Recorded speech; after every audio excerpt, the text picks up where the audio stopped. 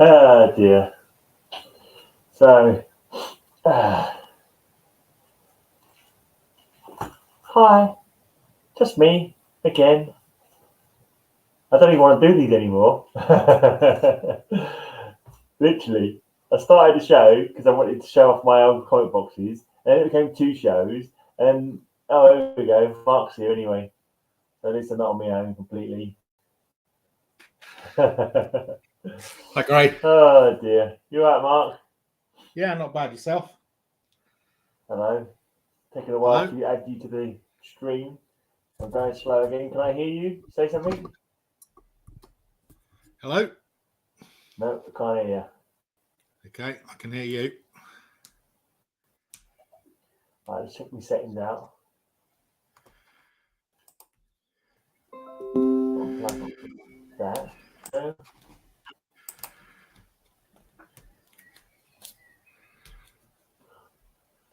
Actually, I thought I might turn it down specifically.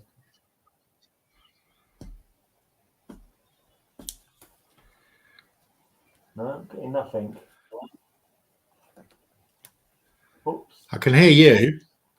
I did not mean to do that. Just turn my telly off. So I can't see anything now. I don't know why I did that for. I don't think I'm on mute. Let's see.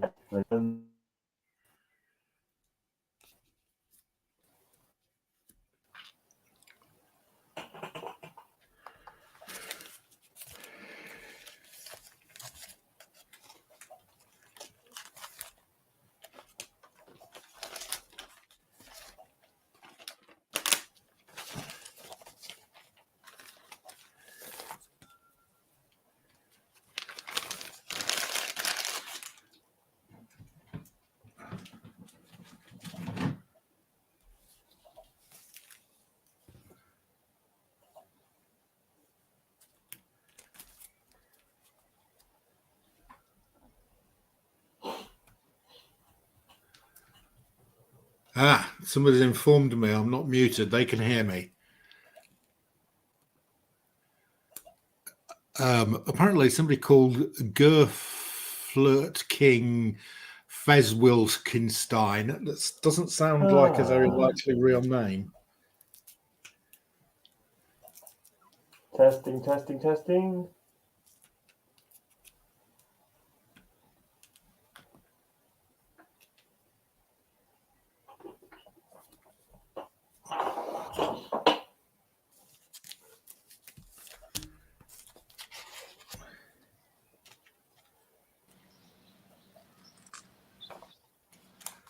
It's Kyle. It's Gersberken. I thought it was you. I'm incognito. Okay. Good name. What's the matter, Graham? You got no sound or vision?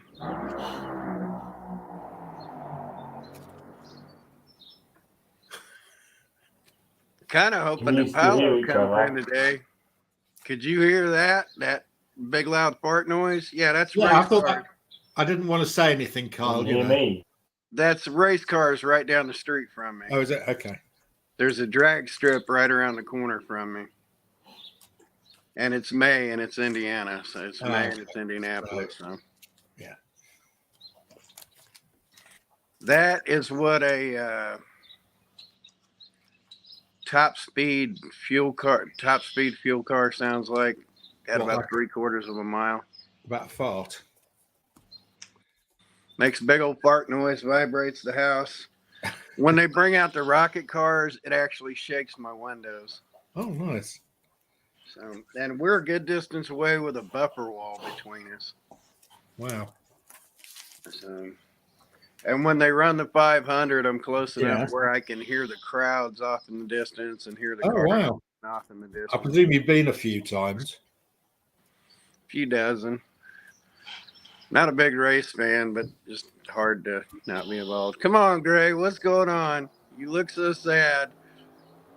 He looks so sad up there, like he's on the outs of his I think he's disconnected. School bus. School bus. Oh, okay. We've got sort of live pictures going on behind you, Kyle. Looks like you got decent weather. Yeah. Good weather. I figured I'd change the backdrop on me. I want to have my birds showing up around behind me. Yeah. I'm going to move outside shortly because we're getting decent weather here now. I just got to kind of keep the phone in the shade so it doesn't overheat. But Gray, do you need to reconnect or anything? I don't think he can hear us. Wonder if he can read sign language. Do you need to reconnect? Oh man, my fingers are hurting. Well, he's also completely static. Oh, wait a minute. He moved his head. Yeah, he just keeps bobbing back and forth. So I know Bill wanted today because it's kind of his birthday stream. Yeah, I saw that. And I see you're back. Oh, yeah, we're back. Time, so Yeah, we're back a bit early because we had forecast 10 days of rain in Italy. Oh, that ain't no fun. Yeah, so we did one day of it and then decided we'd come back a bit early. And apparently the Grand Prix in Milan has been cancelled due to rain. Oh, due to the amount of rain they've had. That's fun. Yeah, he's going to dip out and dip back in. Yeah, I'm kind of hoping there's some of this stuff gets rained out because I could do without that alarm clock noise from 9 a.m. to 9. Yeah, it must get a bit annoying at times. It just becomes white noise in the background. It just becomes white noise in the background. So I took some stuff into Heritage, Kyle. So I took the Mickey Mouse into Heritage and some of the pieces of artwork. So they're coming up. They're at an auction. They're in an auction in June. So I'll let you know the date. Cool.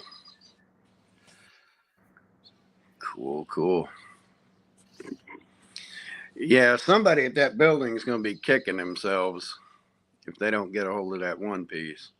Oh, well, yes. Oh, I'm going to have another bash. So they've actually got the top comic guy from Heritage is coming across to the UK for the MCM comic convention. So I might try and see if I can get a meeting with him. Well,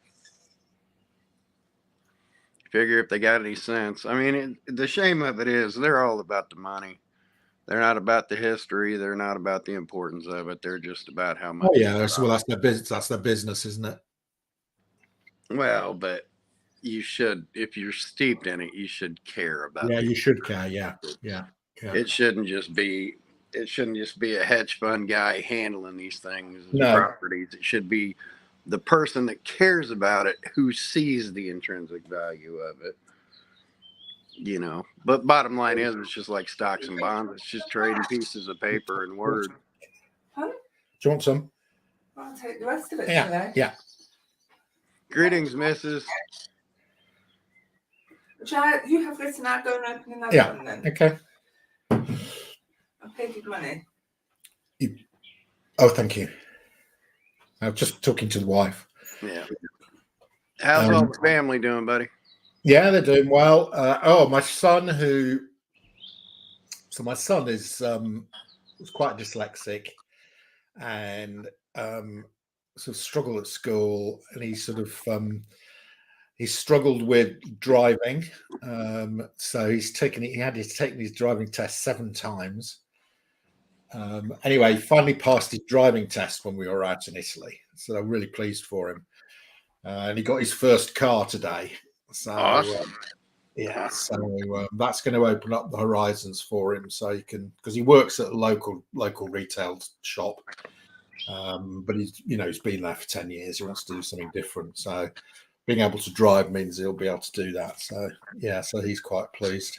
Fantastic. Well, congratulations to him. Yeah. Some people it comes really easy to, and some people it comes hard to. So, Yeah. His 2 sisters who are both PhDs, and past first time and everything. So, it's a bit difficult. So I feel better for him having passed seventh time than I did when the girls passed first time, because they just real sense of accomplishment there instead of just a blasé like for the rest of us. Yeah, exactly. Well, fantastic. Kudos So to him. how's your new granddaughter? Was it granddaughter and grandson? Granddaughter. Yeah, she's coming over Sunday. I still haven't had a chance to actually hold her, but I've got to be sat in a chair, sank back, and laid in because I have no left arm with the nerve damage over here with my neck and stuff. Okay. I can't be holding babies, so I got to wait till I can get settled in and everybody gets all their time with her and everything. Grandpa's just sitting back waiting patiently, and yeah, that'll be great. Trying to be as safe as possible, but when I actually tossed on my neck brace yesterday for a little while sitting out here. I may even have to do that again today. I'm tired of putting on a facade and not being in as much pain as I'm in. Aggressively relaxing also struggles with dyslexia, but when it comes to Star Wars and Batman, he knows his stuff. Yeah, there you go. Well, speaking of the UK and dyslexia, do you like Lad Baby? You see Who baby? Lad Baby. Lab Baby. Don't know Lad Baby. LAD. Lad Baby or Lad Bible.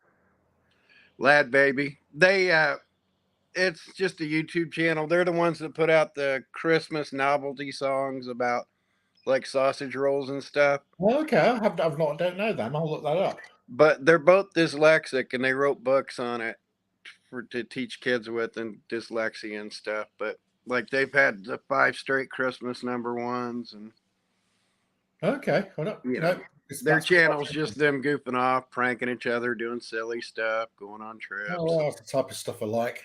Just a day in the life stuff. That's what I love about it. I mean, I wish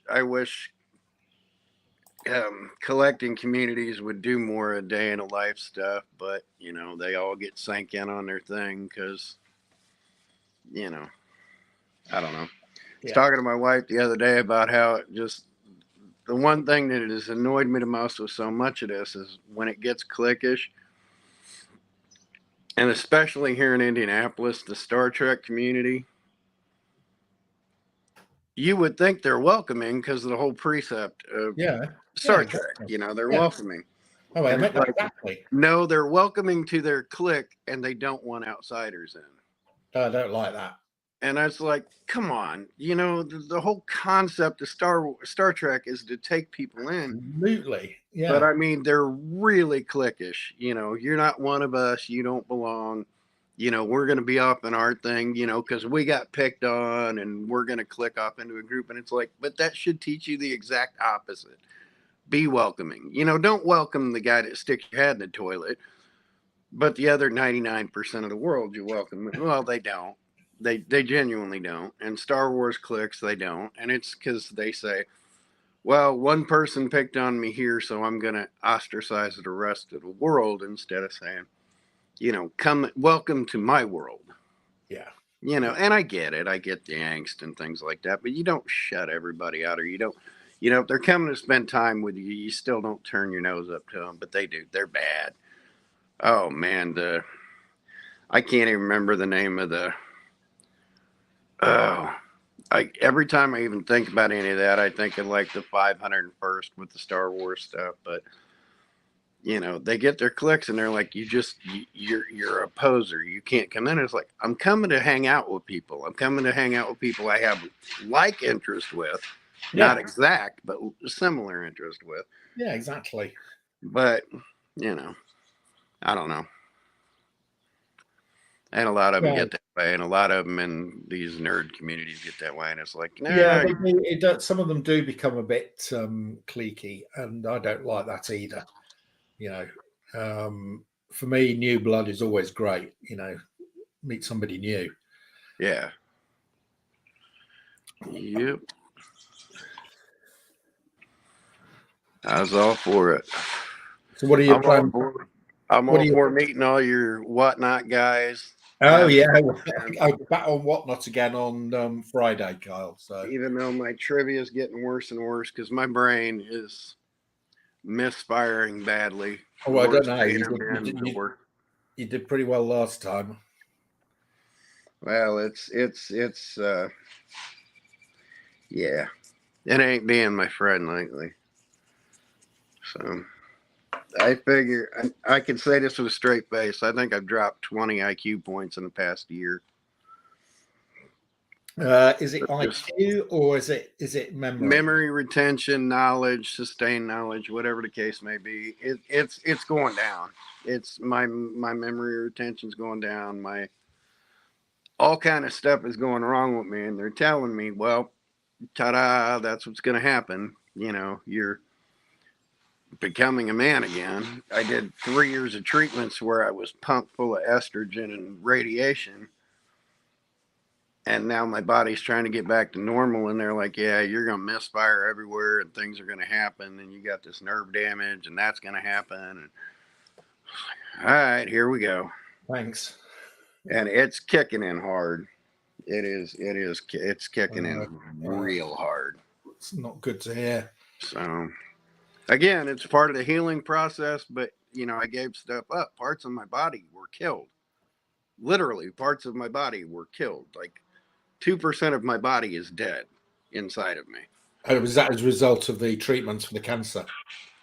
Yeah.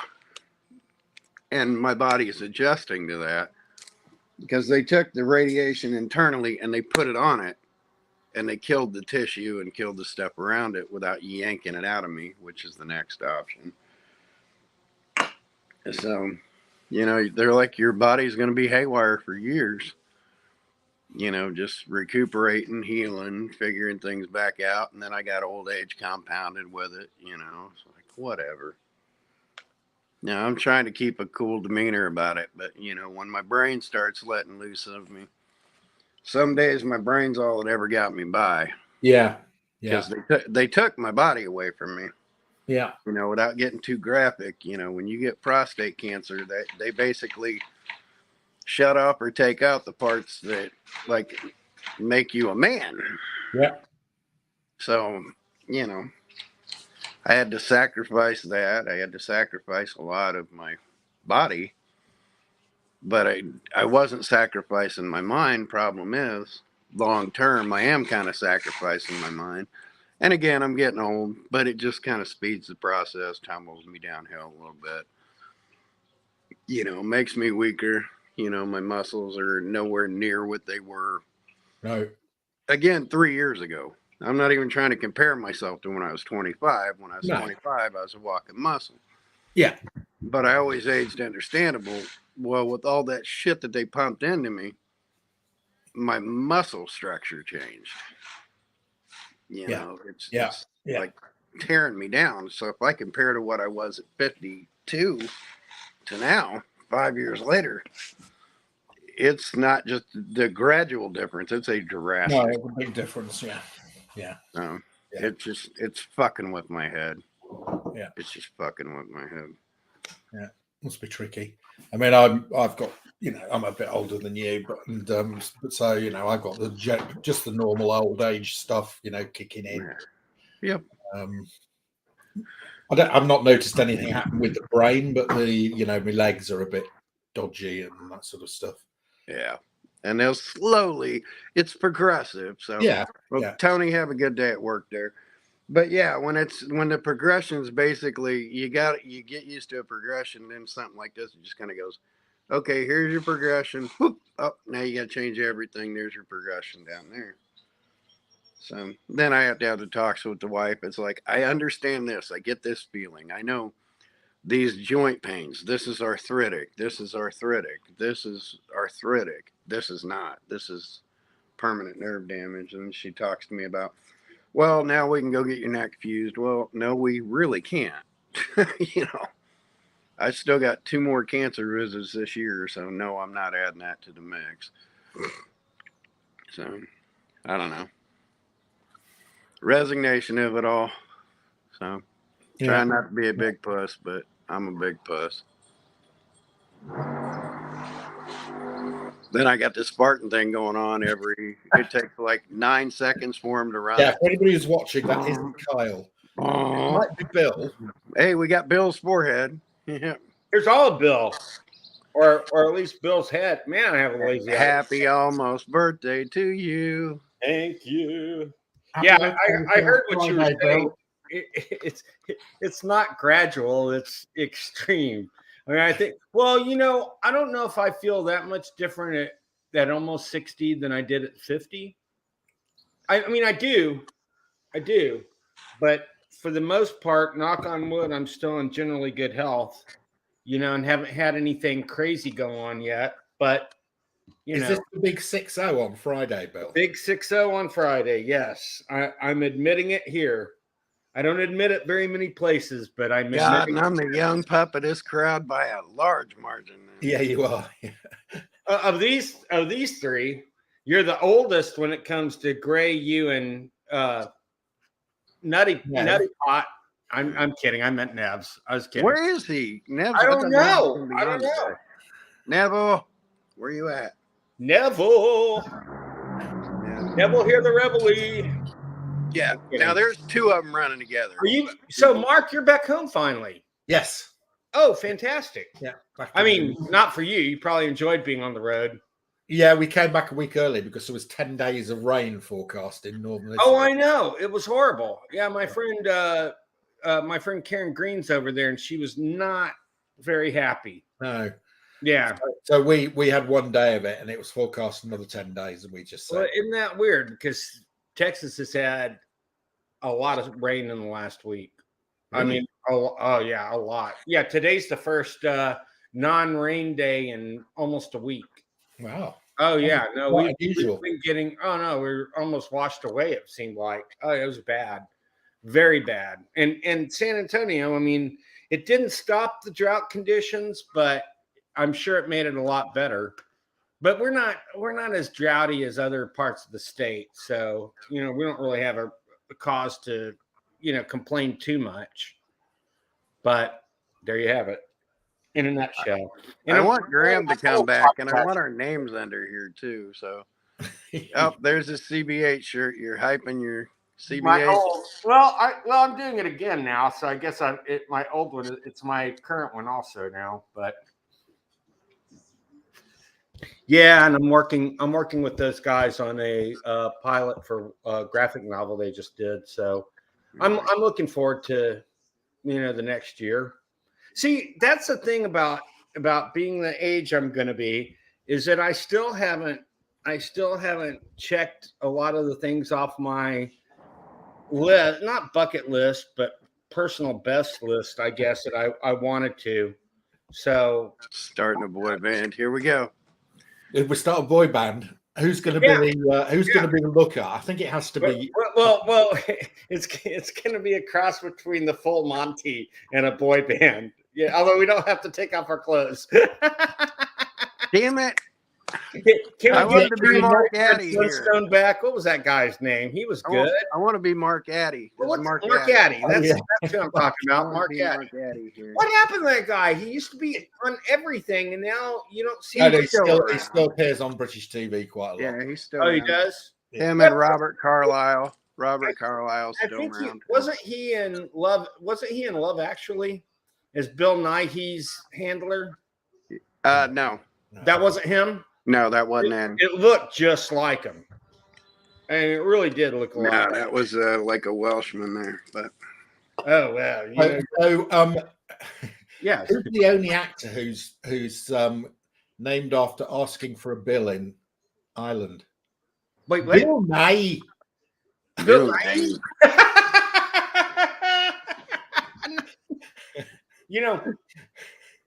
I woke up one day and realized he looks just like now at his age, he looks just like William Hartnell, the first Doctor on Doctor Who. Bill Nighy play him. Well, the guy that they have played the first Doctor now, he looks more like Willie Nelson than he does William Hartnell. Yeah, it's kind of funny. But I mean, I like it, but he always reminds me of Willie Nelson. He's the same guy who played Hartnell in the docudrama that they. I didn't know everybody hated him. Apparently he was kind of a diva. And William Hartnell, yeah, I think he was. I think he was a Shakespearean actor, wasn't he? So they thought he was. So were the first 3 doctors, or first 4 doctors, actually. Yeah. So but he apparently he wouldn't learn his lines, and you can tell that because they had to film a lot of their stuff not live, but they didn't do much editing, and you can see it, and he'll be, well, that was a long time, and by the way, and then he realized what the line was. It's funny. It's funny. Yeah. I like my 2 of my favorites. Well, my top 2 favorites are number 3 and number 4. And I like the new ones. I'm not crazy about them. My second 2 picks would be Hartnell and Colin Baker. The second, Baker. Yeah, number 6, Dr. 6, and who a lot of people can't stand. And I wasn't keen on him at the time. Well, I like him now. I wasn't either, but now I think he nuanced the role very well, and I liked him. I liked him with Perry a lot too, and who I thought, oh great, they finally had a companion who's an American. Well, guess what? She was British playing an American, like you guys always do to us. Damn it! Hey, so which one of the doctors is the old roommate of Craig Ferguson? Oh, I'm gonna make a wild guess. It's the one who was in. I'm gonna say Davidson. G.I. Joe. He was the first new doctor. Only lasted a season. I like him. I really liked him. He was a great doctor. Yeah. He's a great actor as well. Yeah. Do you know who I'm talking about? Yeah, no. Yeah, I can see his face. Yeah, I know you can, Mark. I'm going to look it up real quick because it's killing me. Peter Capaldi. Oh, Peter Capaldi? Yep. Wow. I guess they're about the same age. I actually thought they've been friends since they were little kids, basically. I thought Ferguson was a lot older, or I thought Ferguson was younger than me. Capaldi's just a few years older than me. That's the thing is if they finally gave me my way and I was able to be the next doctor, I would not only be the oldest doctor ever, I would also be the first American. I can't be the first with facial hair now because the new guy ruined that. But, well, and so did John Hurt. John Hurt is now considered canon, but he's called the War Doctor. Hey, you really want to stump me at trivia? Do Doctor Who. I know like... Oh, I know. That's why I'm doing it. No, I know exactly what Mark, I knew you were going to love that one. Who's the guy we can't remember, Kyle? Okay. He did one season. Well, it definitely wasn't David Tennant. No. He did about 4 or 5 seasons. Eccleston. Yes, Eccleston. Yeah. My Doctor Who trivia knowledge, you've just seen all of it. That was it, was it? That's it. You've seen all of it. Oh, you could hum the tune, I bet. That's about it. I can quote it down. As usual, I have it running in the background. I can quote it Dalek. That's about it. But it was never my cup of tea. I always thought it was cool, but it was never my cup of tea. Well, you know, I was into it as a kid, and then I just went on to other things, and then I came back to it after the new ones started. But the only ones I really enjoyed were the old ones. And I don't know, Mark, I don't know if that's because we grew up with it. Yeah, I think that's it. It's the same with me. I as a kid, I loved it. It was my favorite thing. I like the schlockiness and the campiness of the original. And the new one, they try to be too touchy-feely and too, I don't know. They expect, hey, Gray, are you alive? That's what he looked like about half an hour ago. So I think oh, my God. He looks so lifelike. I see now. This is from Madame Tussauds. But now It's the Alan Moore statue at another two stores. Yeah. Look at him scratching his head. But my British TV knowledge pretty much stems to obviously Monty Python, obviously Blackadder, obviously Are You Being Served? Did you like Absolutely Fabulous? Black Books, absolutely fabulous. I love. Did you guys ever watch the IT Crowd?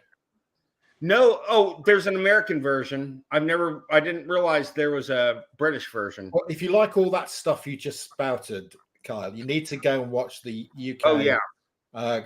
It's called the IT Crowd. It's a very similar vein to Black Books and all that type of stuff.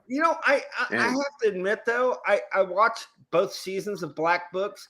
I didn't think it was. I thought it should have been much funnier considering who the actors they had. But it was this flat deadpan. What I like. Yeah, they've got Bill Bailey. What's that guy called? Moran and the woman. I loved it. I thought. Yeah.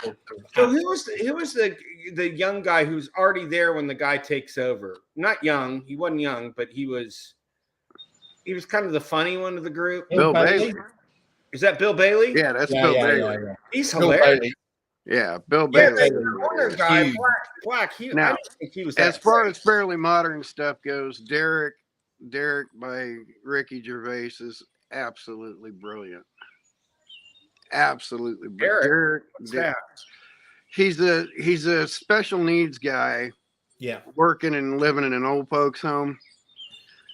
Oh no! It's only got like 20 some episodes. Yeah, I found that's a lot for British a bit it's emotionally. like 3 years, but every episode is brilliant. Every episode is touching. Every episode will make you cry. And laugh. You know what show I really liked a lot, and I don't know if you watched it, Mark, but I'm thinking you probably have, is Luther with Idris Elba. Yeah, absolutely. I loved it, and I loved the new movie. The new movie was vicious, you know.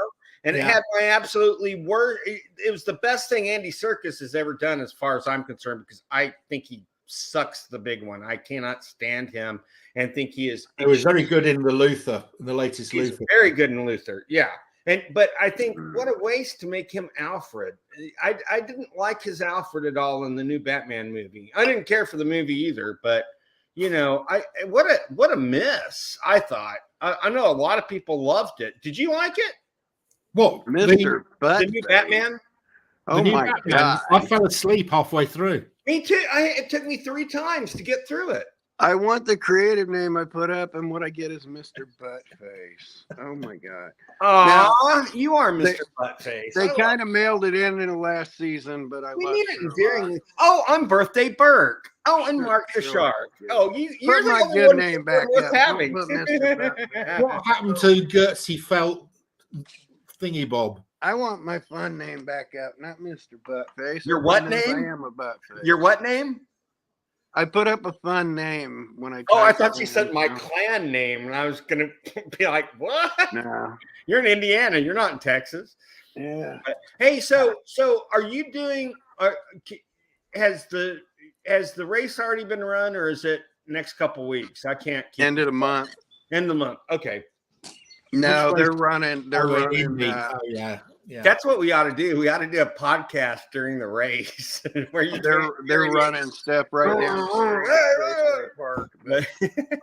I would love that. That'd be fun, you know. But how long does the race actually take to run? 5 hours, basically, because they're all going about. It's an old age thing because people got to get in and park. It's an event, but it's done by like 4 p.m, and then they just clear them out. So. That's kind of cool, though. I kind of like that.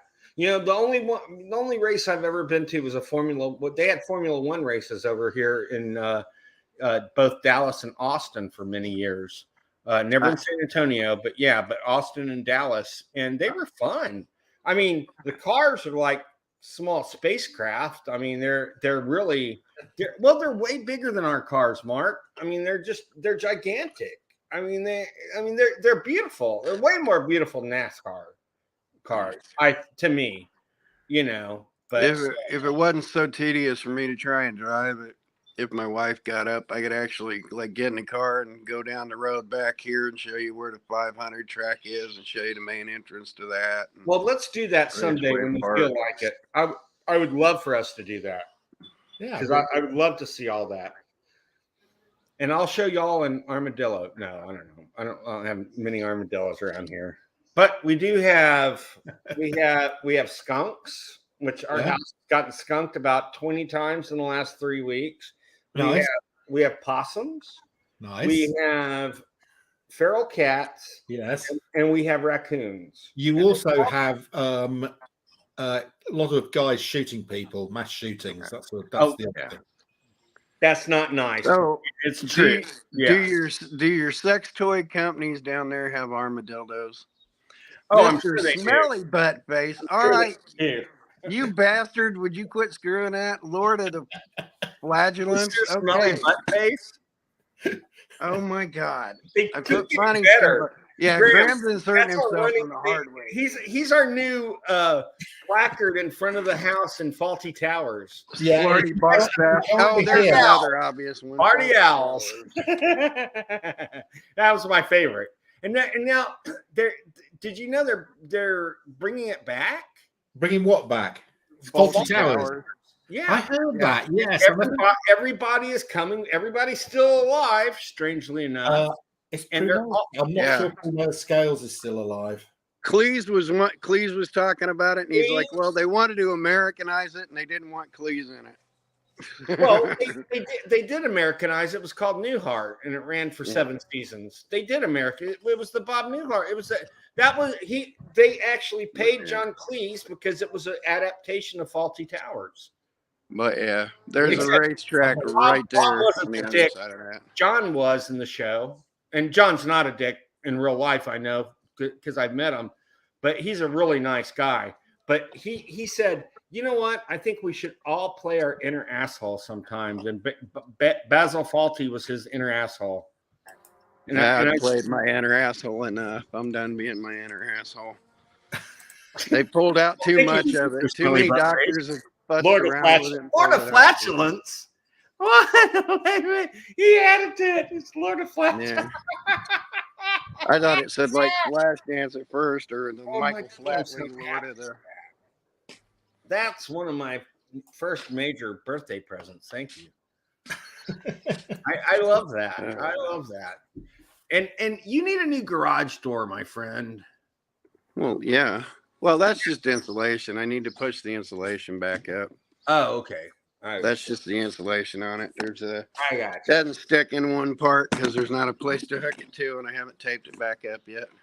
Well, we had to get a new one recently because, well, it was almost time for one, but I backed into it a few years ago, and the old one was never the same again, and so we wound up getting one a little earlier than I would have liked, but. Man, $2,400. I mean, that's kind of expensive. I mean, I don't think it's you guys. It might be more expensive where you guys are, but do you have a garage, Mark? Yeah, well, I sort of do, but I don't use it for putting a car in. We've sort of got an old double garage thing that I had partly rebuilt a few years ago. It's just full of. We keep our e-bikes in there. I keep my recycled cardboard for packaging comics in there. Yeah. And as you can see, is that your garage? We stage a lot of stuff in here. Yeah, this is a 2-car garage. We stage a lot of stuff in here. Over on this side are the washer and dryer, and you know, I like garages. Goes by the name Tina on the weekend. Yes, I do. What a fuck muppet! He is sitting in the background, just typing. I do go by Tina on the weekend. If he was up on the screen, it would say Graham the fuck muppet. If he was Tina Field here, can I help you? Mm-hmm. But you know, yes, it's Tina. What do you want? You know, I can't go to the show. Suddenly, I almost sound British, but I'm not. Oh, what's over there? I like that. What's that? Oh, is that your like work area? Lawnmowers, workbench, ladders. Oh, that's nice. So Christmas decorations. You never paneled it after you put the insulation in? It's It was half done, and it's taken years to get piece by piece by piece done. It's a project. It's just a project. The outdoor fridge. Aren't they all? Outdoor fridge. To get this, check out this amazing toolbox. Just a two-step toolbox. Beautiful thing. That's nice. My wife's. Oh, she wanted it. She bought it. Just, she only has like 3 tools that she maintains, and I do the rest. But that's my wife's toolbox. Because she wanted a big. Well, we know who wears the pants in that family. Well, and I might add, we've never seen them if Kyle's wearing pants. So my wife does all the DIY. I don't do any DIY. All the tools in my house are my wife's. It's all on me. I'm the DIY guy. I do the DIY box. Sometimes gets me into trouble. Okay. But I bought a huge plumbing snake, professional plumbing snake a few years ago because I got tired of having to pay these guys. Well, I mean, I paid $500 for it. It normally costs about $150 to $200 to call a plumber out. So I've saved many times. Am I in any way a plumber? No, I'm not. But I know how to do very basic things. Yeah. That have saved. Got a pressure hose, got a broken concert cymbal. Anybody need a drum cymbal? Is that a Zildjian? Oh, it's a Zildjian too. And it's cracked. It's a cracked Zildjian. I put that with my cracked snare drum and say Keith Moon came by before he died. Let me tell you, we're going to be top of the ratings this week. Looking around our garages at cracked cymbals. Yeah. Exactly. And I'm going to show you this live now that we're on, Mark. Yeah. This is the. Oh, that's nice. I'm sending this. Kyle suggested I send this to you, and I said you're absolutely right. So that's why I told you I wanted to send it to you. I love that. Light up flying pig. Oh my god, light up flying pig because you can't have enough of those in your garage. But here I wanted to show. So it's got a lot of ads to it. I'm sure they used ads to pay for it.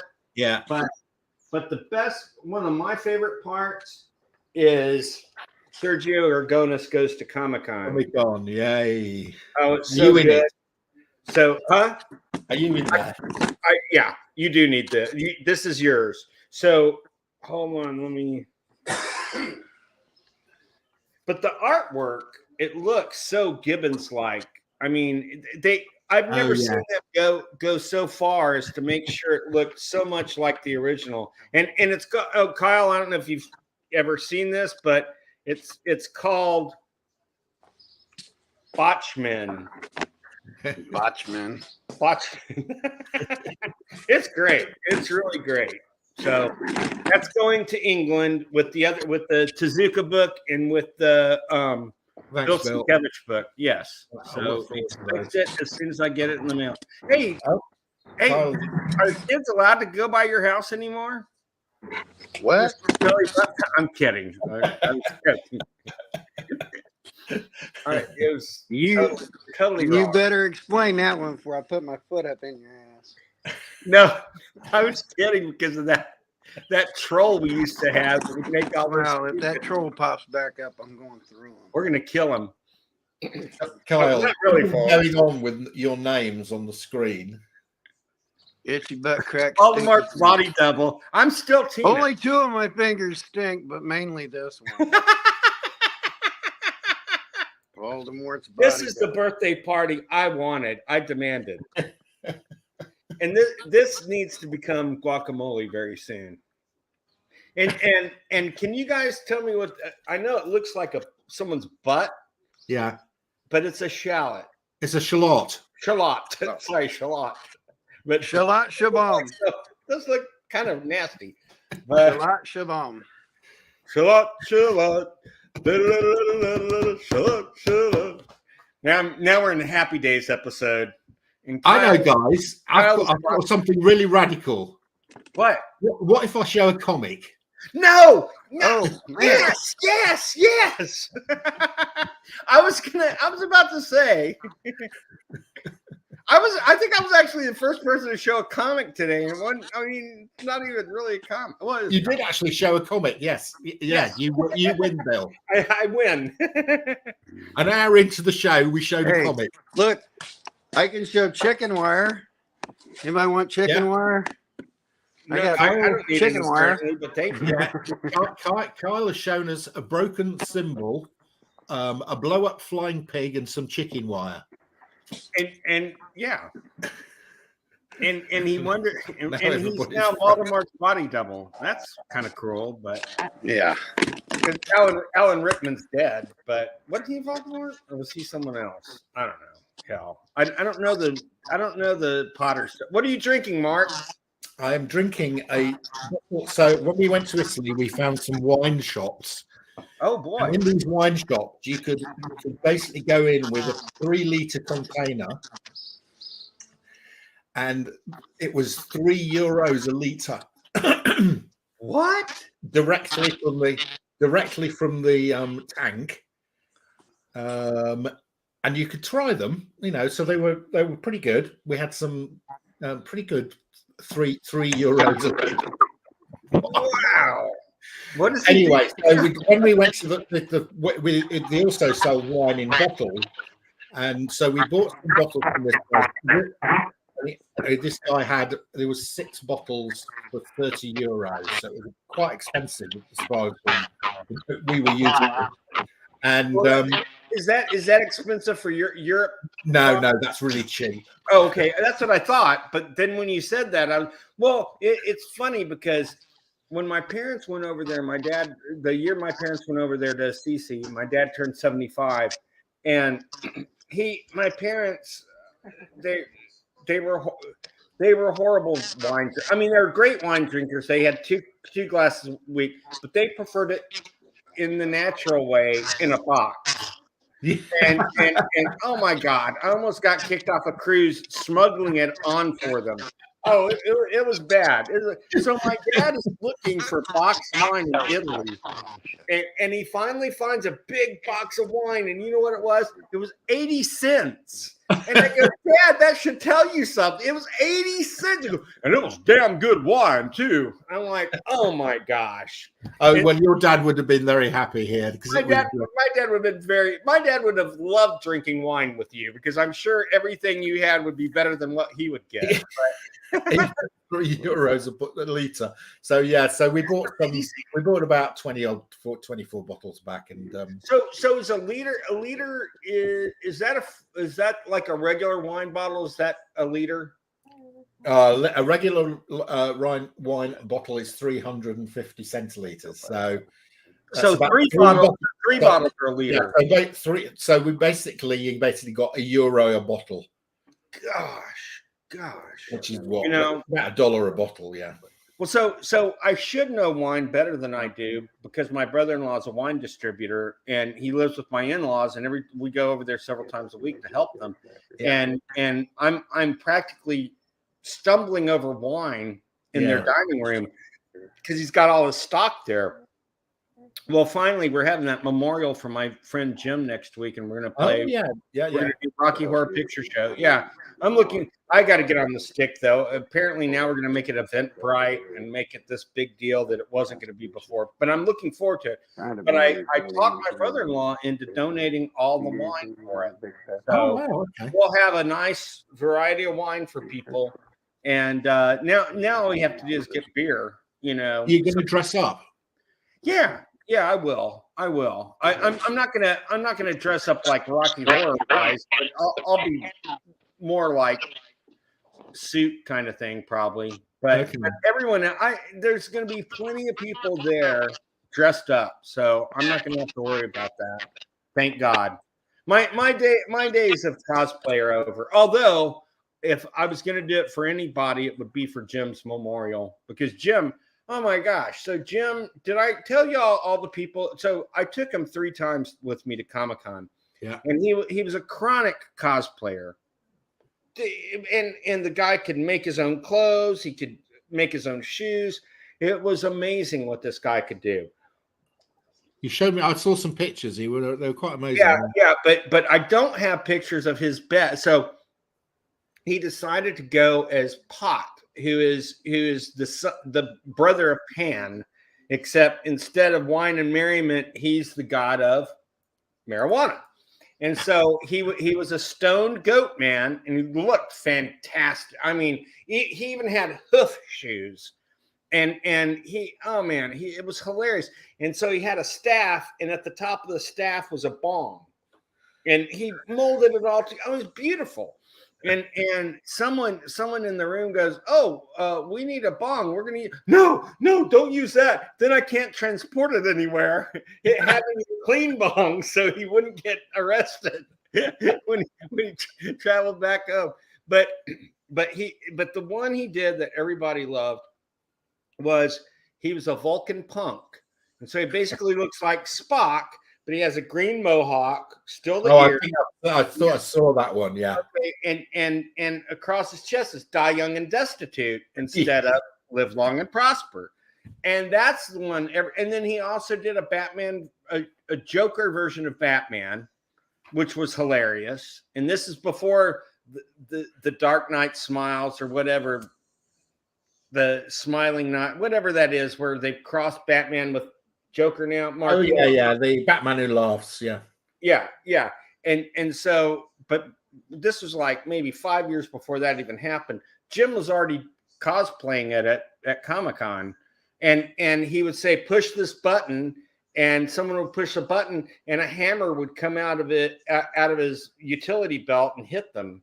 And it was great. I mean, the guy was a genius about this.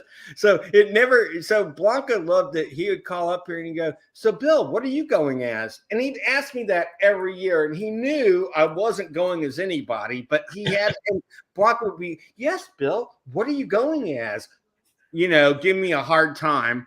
And she goes, "You should go as somebody." And I go, "Well, if I went as anybody, I would probably go as Jim."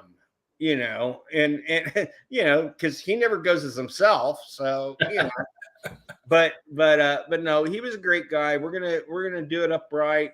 He was a huge comic fan, and I'm talking to his other friends as we plan the memorial, and they're telling me they would get mad at him because if they'd ask him about one character, he would go all the way back to the Golden Age version of the character and explain every step of the way. So, he might be going on for an hour and they go, "I wish I hadn't mentioned Green Lantern," but there's a lot to know about Green. I understood his perspective on that.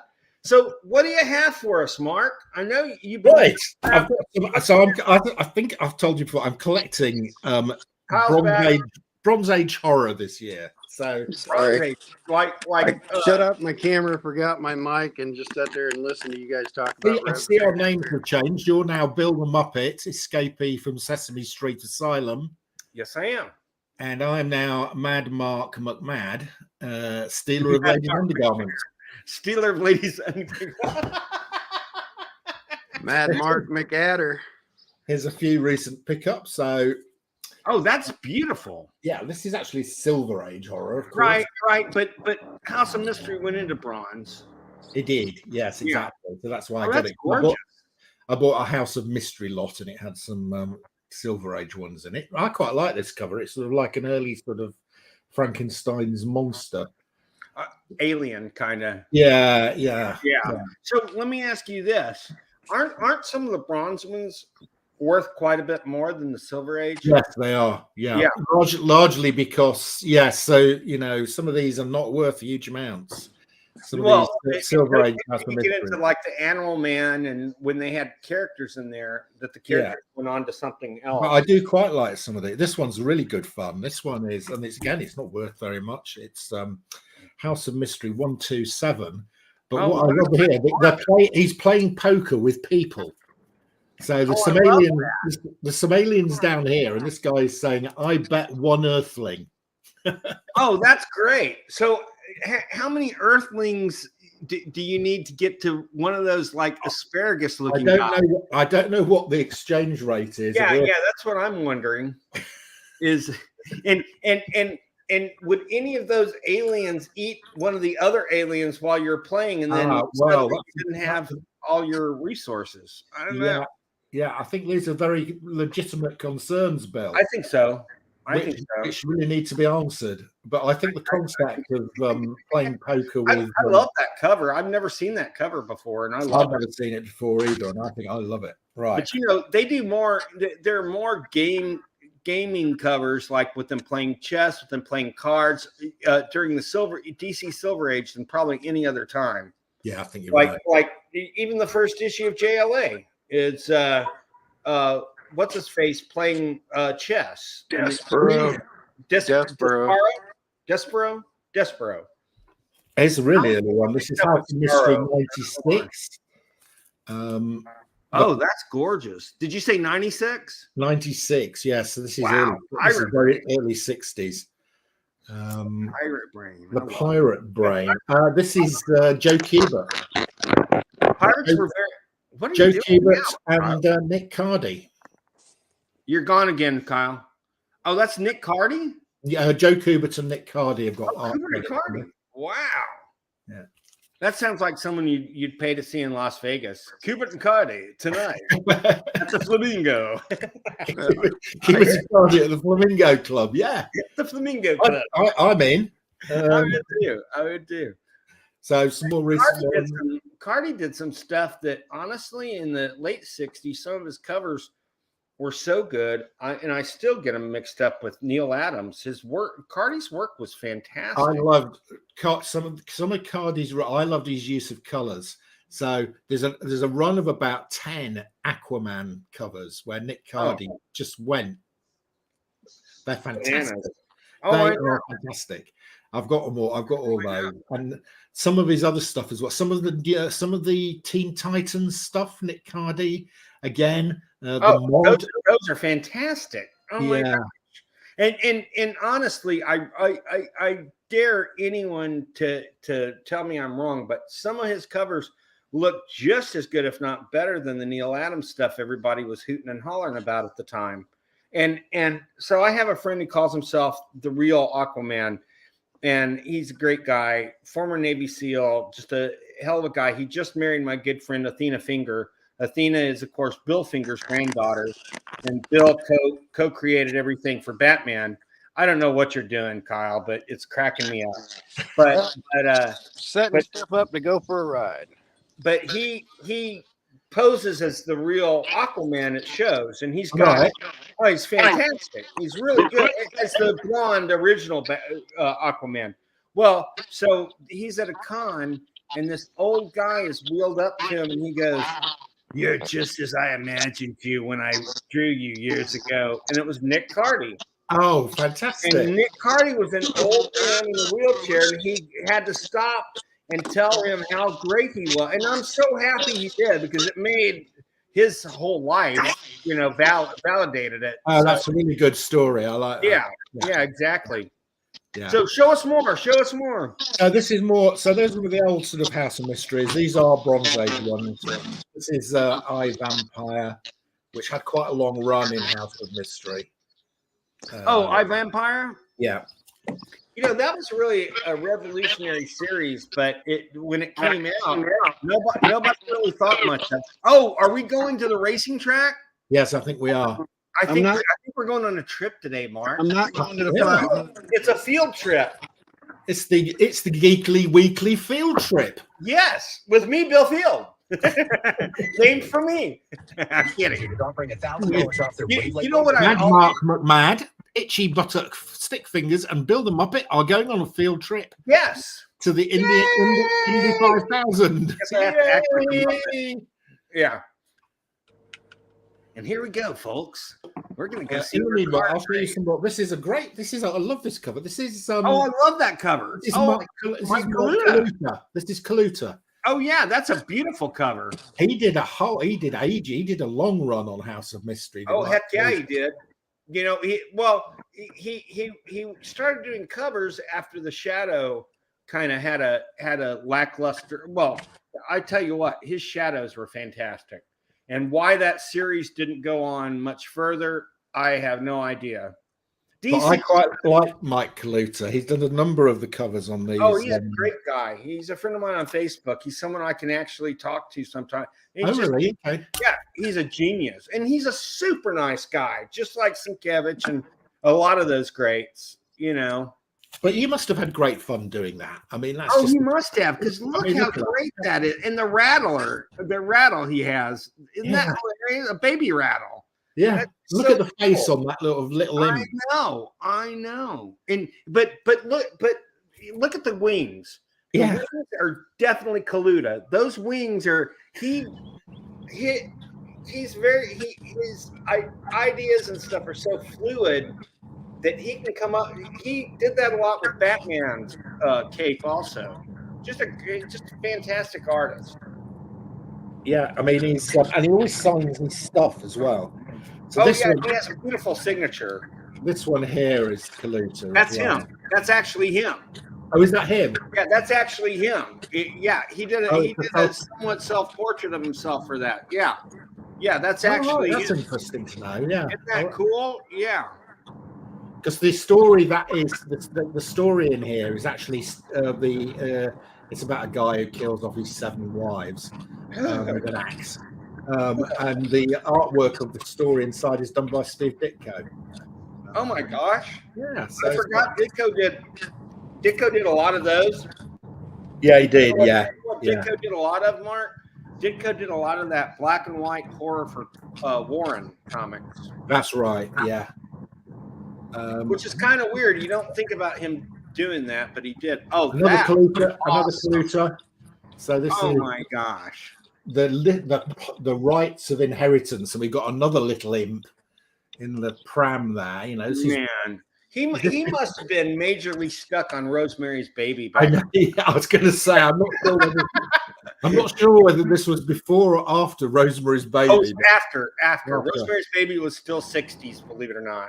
Okay, it seemed like a 70s movie, but I think it was 68 or 69. Yeah, and John Cassavetes was her husband in that movie, and he went on to become a great director. I don't know if you knew that, but he's fantastic. Yeah, I like Rosemary's Baby. It's a great film. Oh, it's you know, and they tried to remake it, and they didn't do a horrible job. They had not Rosario Dawson. Who's the one who's Zoe Saldana? Zoe Saldana did the Mia Farrow role.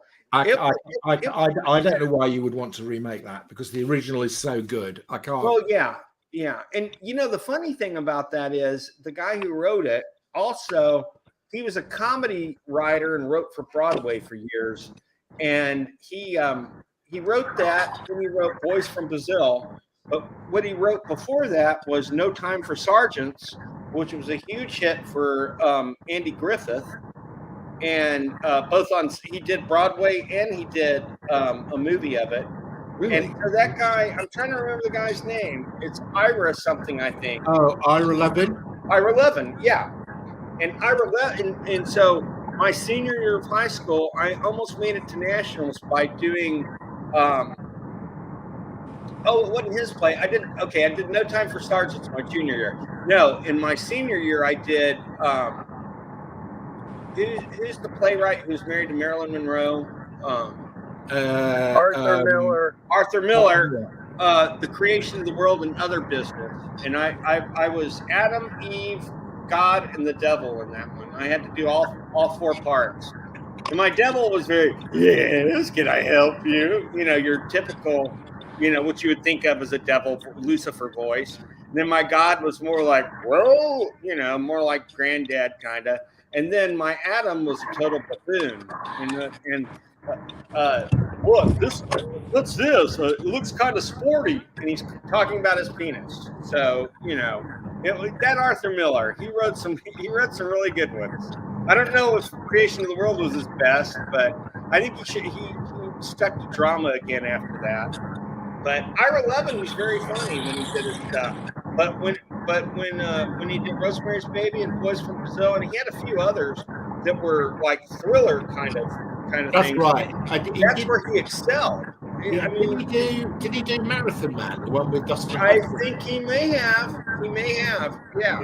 If not the book, he might have written the script. Because that was a scary movie, wasn't it? That was great. That's the only time I've ever been scared by Sir Lawrence. He did. He was scary in it. Well, you know what? He was also in Voice from Brazil, but he was a good guy in Voice from Brazil. Yeah. And Gregory Peck was the bad guy. That's right. Yeah. Gregory Peck was the person that Hitler put in charge of cloning him, so there'd be many Hitlers to come after him. Did you ever see that movie? It was really good. Yeah, no, I enjoyed it. Yeah, His first big break. Yeah, I might rewatch that because it was a great film. And other ones that were really good in the time were all three of the first. Some people disagree with me, but I think all three of the first Omen movies were good. Yeah, including the one with Sam Neill as an adult. I love that one, but the TV series that they based on the third one, not so good. Right. It only lasted a year or two. They try to remake these things with Psycho and that. And it's just, I don't know. It just seems like, why don't you come up with your own ideas? Can you hear me? Yeah. Yes. See that tree line right there? Yeah. Yeah. That's my house. Right on the other side of that tree right there. That's my house. You drove all the way over there from there? Wow. And here you are. Wow. I bet Lucas Oil had to pay a pretty penny to get their name up there. Raceway Park, Gate 2. And again, that tree line over that field, that is my house right on that split tree right there. It looks like a tree. You're right on the track.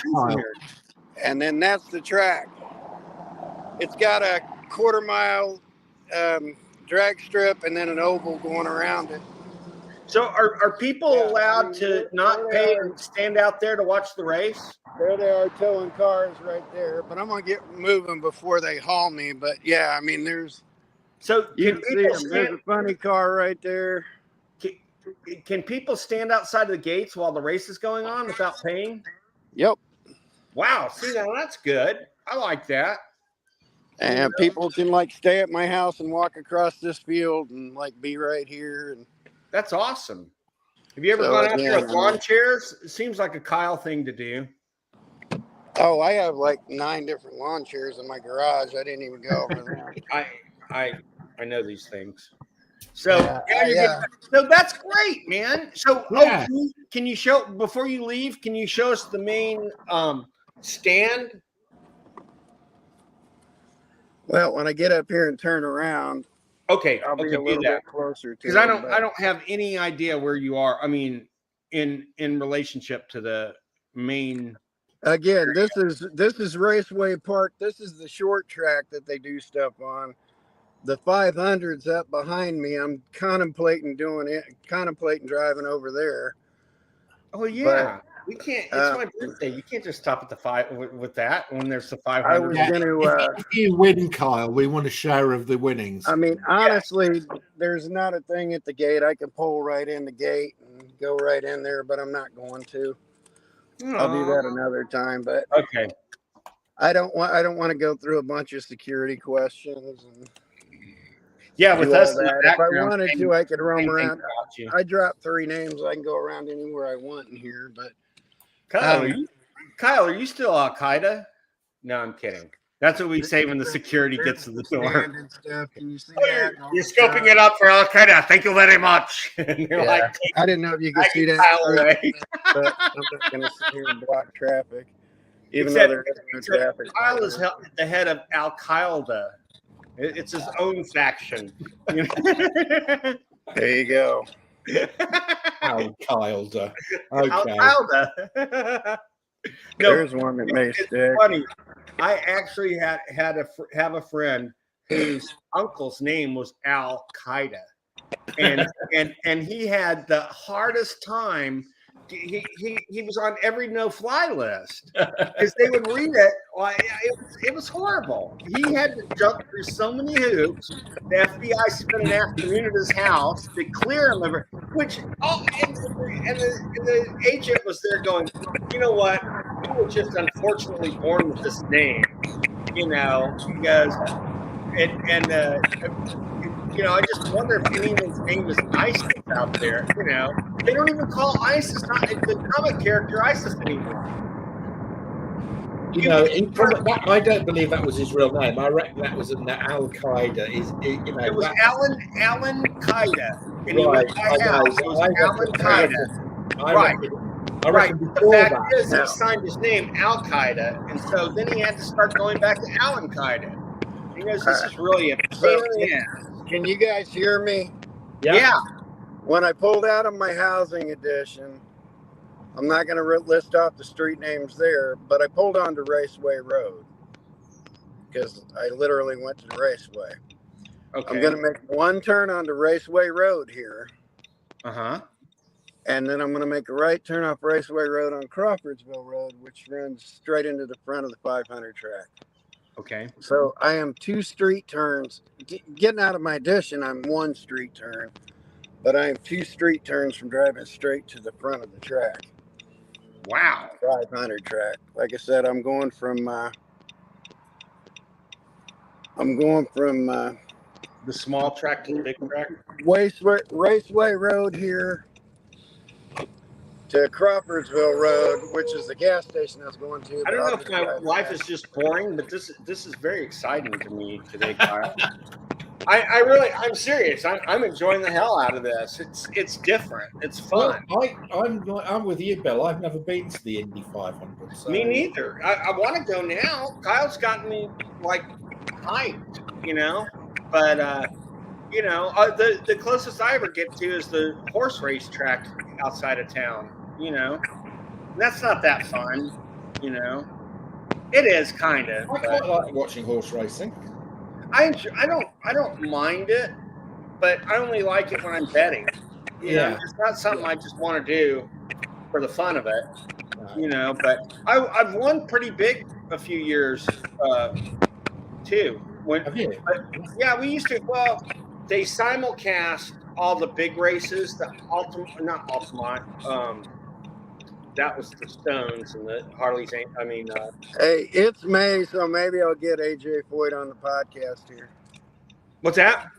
I said, since it's May, I might be getting AJ Foyt on the podcast here. Well, hell yeah, I want to meet him, even if if I go park by my doctor's office, it's his office down there, and I can go up and say hi to him. But I'm going to give you guys a quick tour, and then I'll put on fake sunglasses so I can be.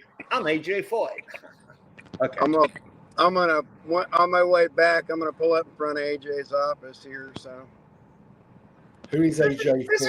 This is so fun. This is turned into the best birthday gift ever. AJ, I'm having a boring 60th birthday party. I'm not even. Well, we're gonna go to a restaurant, but it's Mark. AJ Foyt's the greatest race car driver ever. He's won the Indy 500, the IndyCar Series, the NASCAR Series. Oh, right. I've got an AJ Foyt. He's got a T at the end. He's won Formula One races. He's the greatest race car driver that ever lived. Did he get it? Did he do Formula also? Huh? He did Formula also? He did any type of racing they could do. Him and Mario did it.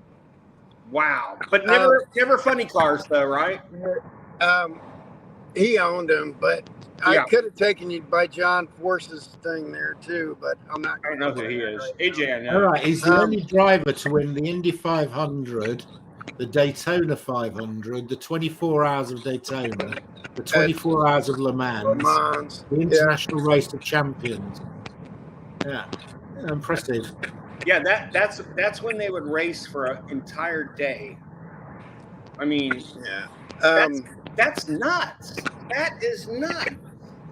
He's 88. There had to be cocaine involved. Yeah. Well, no, the 24-hour races they cycle 2 drivers. Oh, it's 2 drivers. That's right. That's right. 2 drivers. There might still be cocaine involved. You never know. But yeah. But you was talking about your son driving, Mark. My AJ started teaching my mom to drive when she was 9. Yeah, Mark, your mom was taught to drive. Mark, I thought you only had daughters. 9, 10 years old. You have a son, Mark? Yeah, I have a son. Yeah, he's. Oh, I thought you only had daughters. No, Wow. no, my son was. I was telling Kyle, he's older than my daughters. He's always been severely dyslexic, and he'd failed his driving test 7 times. And while we were off in Italy, he passed his driving test. Yay! So, yeah, and he bought his first car today. So he's all mobile now. Is he a good guy? Good kid? Yeah, he's a really nice guy. Yeah, That's good. He's got a great set of parents. So he's a nice guy. He works at the local sort of shop, but he wants a different job, and he couldn't really get one without being able to drive. So, right. I imagine transit there is, well, you guys have it better than we do. We only have a bus line. We're in a village in Essex, and there's about 1 bus a day. Crap. Yeah. Well, then, yeah. So, you actually live in Essex. I always forget about that. Yeah. And what's the most famous thing that ever happened in Essex? Well, that's a good question. There's several things, aren't there? Well, they filmed the television series Lovejoy here. I forgot about that. Yeah. Do you know that actor, I can never remember his name, but he's in Deadwood, isn't he now? Yeah. Ian McShane. Yeah, and he's also in American Gods. Yeah. He believe it or not, he was in an episode of Space 1999 that I saw. Angus McFadden. What? Angus McFadden. McFadden? Yeah. Did what? If you're talking about American Gods, you're talking about Angus McFadden. Oh, the character. Oh, yeah. I got you. The actor's name is Angus McFadden. Wait, what? No. It's Ian McShane. I'm talking about who played Loki in American Gods. That's Angus McFadden. Okay. McShane plays Zeus, isn't it? Or yeah. Oh, I don't know who played Zeus. Yeah, welcome to Man, Indianapolis. I can't believe I'm actually coming to a stop here. It's so damn busy when it shouldn't be busy at all here now. Well, I don't know. It's after 4 o'clock, isn't it? So. But yeah, I'm in Speedway right now. And this is the first time I've come to a stop since I left the other track. Ian McShane. Ian McShane. Ian McShane. Yeah. Not Angus McFadden, Ian McShane. Damn it. Right. I always screw those two up just because of the name. And Chris Jury looks familiar to me, but I feel like I know him from something other than Lovejoy. That was a great show, actually. Look, it ran a long time, didn't it? Yeah, I just drove by the Indiana Women's Prison too, but I don't think I want to shoot video there. Yeah, it was all shot around where I live. So yeah. That was a really fascinating show. I like that show. I haven't seen a sort of antique dealer solving crimes. Yeah.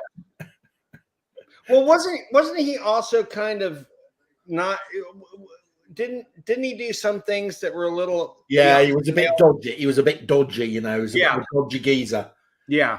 I love that show. I thought that, but I really love Luther. I mean that's more recent, but it's funny. I'm so used to all my other things being touch screen that my screen started to go dark on my regular Mac, and I touched the screen and nothing happened because it's not touch screen.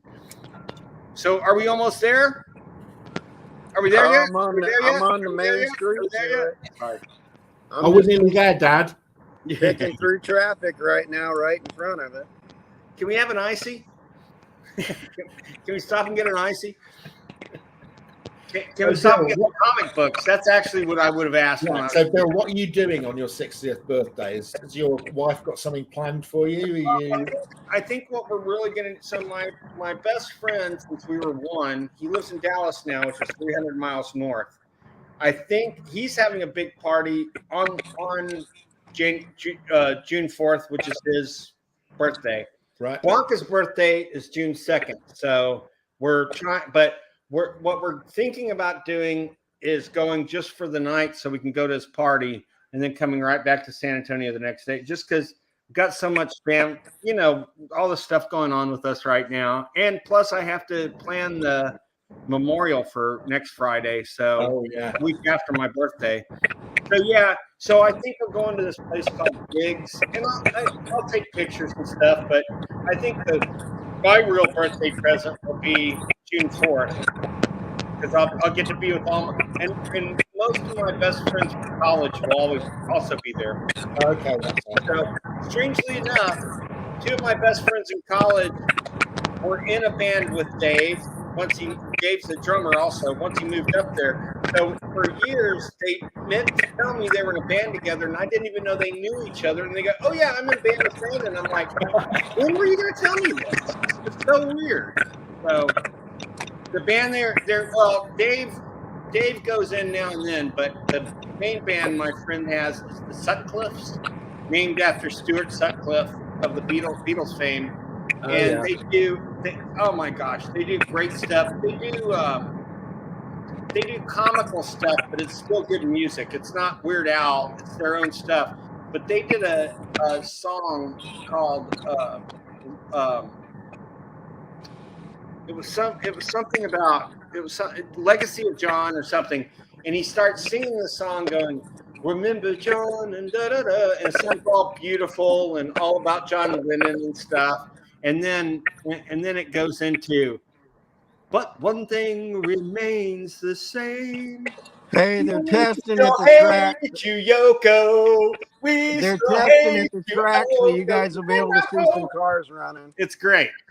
I'll send it to you. You'll love it. Yeah, if you've got a link to a video, it's so funny. It is so, and my friend Jeff Hill, who's a guitar player in the band, he dressed up as Yoko, and a naked Yoko too.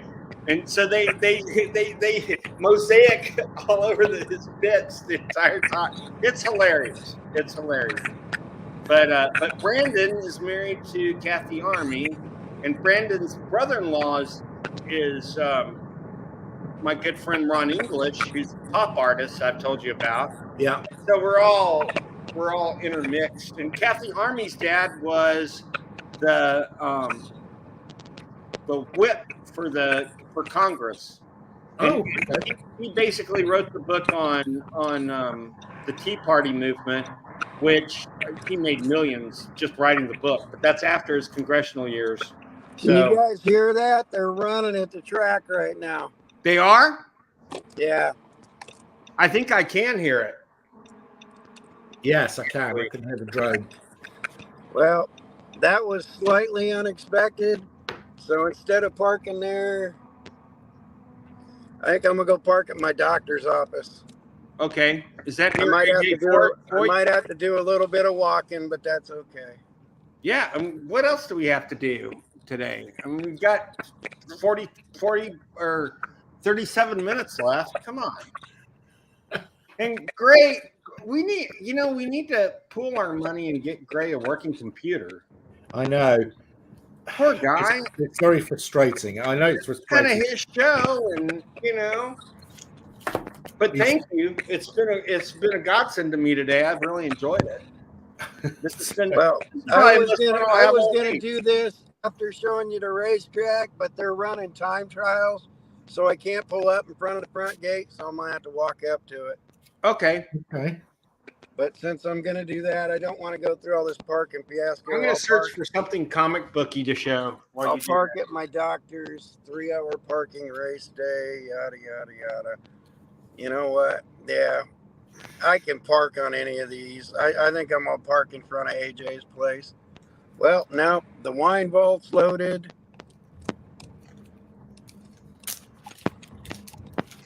Let's see. I'll just park right here, dead center at AJ's place. So he's next to your doctor, is he? Yeah. AJ Foyt? Yeah. Oh, heck yeah. I want to meet him. Even if virtually. Dude, it's impossible for me not to make that happen if we're in the same place, if we're in the same city. Oh, man. I mean, like race day, he'd be insanely busy with promotional appearances and stuff, but Get out of here and make sure I'm good and parked. I'm good now. Shane Make sure I'm Woden. close enough here. Just so you get an idea.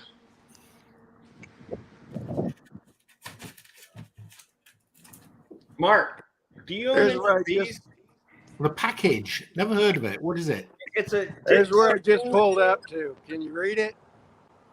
Oh, looks It's got interesting. some of his Ditto. leader work. There's my doctor's Threaded office. it together. There's my doctor's office. Hold on.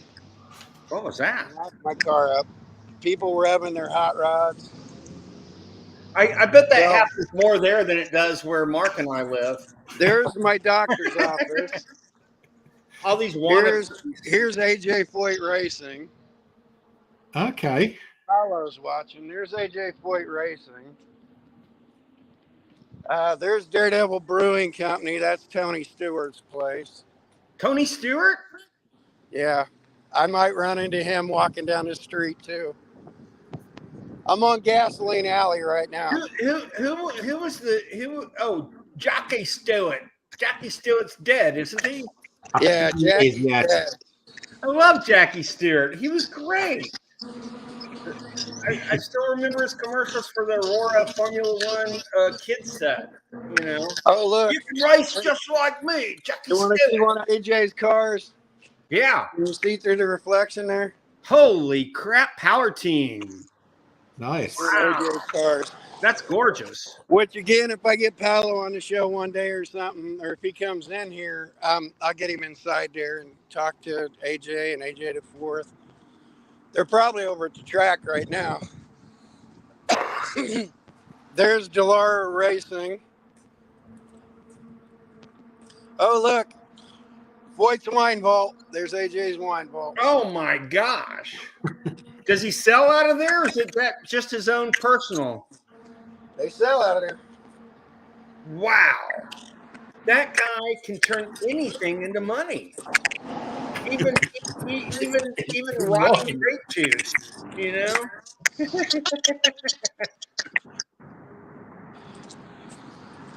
You don't make a lot of wine in Indianapolis, do you? In India? In Indianapolis. Don't Oh, make Indianapolis. Do they make wine there, dude? No. Well, there's some stuff in Bloomington and things. Every corner has stuff like that. Racing capital of the world. And Oh, that's cool. here's the side of AJ's building painted. Or wait, that's just a banner, but this is May. Mark, by the way, it's quite big in Texas. Wine. Winemaking. Is Yeah. it? Yeah. Well, second biggest state next to California. California. Okay. Yeah. Yeah. Yeah. We've won. I think Texas is. My sister and brother-in-law live in the middle of wine country too, up there. It's close to the Oklahoma border, Okay. and that's where the grapes seem to do better. Yeah. However, they can have hard freezes that really screw up. But if you ever can you send? Can I send wine to? I guess I could send wine. I can't send beer to you, but I can. Yeah, I don't think you can send wine. It'll get. Oh, really? No. It'll get clobbered. It'll get clobbered in customs. Oh, yeah, yeah. Comics are fine. Wine. I could send you a box of wine. No, I'm kidding, but because we were talking about that earlier. My dad would have me send you a fine box of Your wine. dad would be going, send him a box, son. Yeah, I sent him a box. It didn't make it. That's not my fault. No, but I'm not sure I've knowingly drunk any. Take you guys on a bit of I'm going to look out. I'm going to look out tour. for some Texas There you go. wine. yeah, Next time I Homestead go- is the one that There you my go. family's attached to. What's it Homestead called? wine. Homestead. Homestead. Oh, I think Yeah. I've had Homestead. Yes, I might have had that actually. Hey, man, I want you to drink it.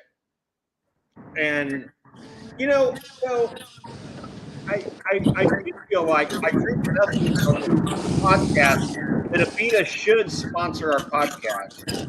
I don't think anything else. Yeah, you show that on every single show. So I think Every I one. think Purple So, Haze. Purple Haze Yeah. should be paying some money. yes, they should. They should. They should at least send me a nice birthday gift.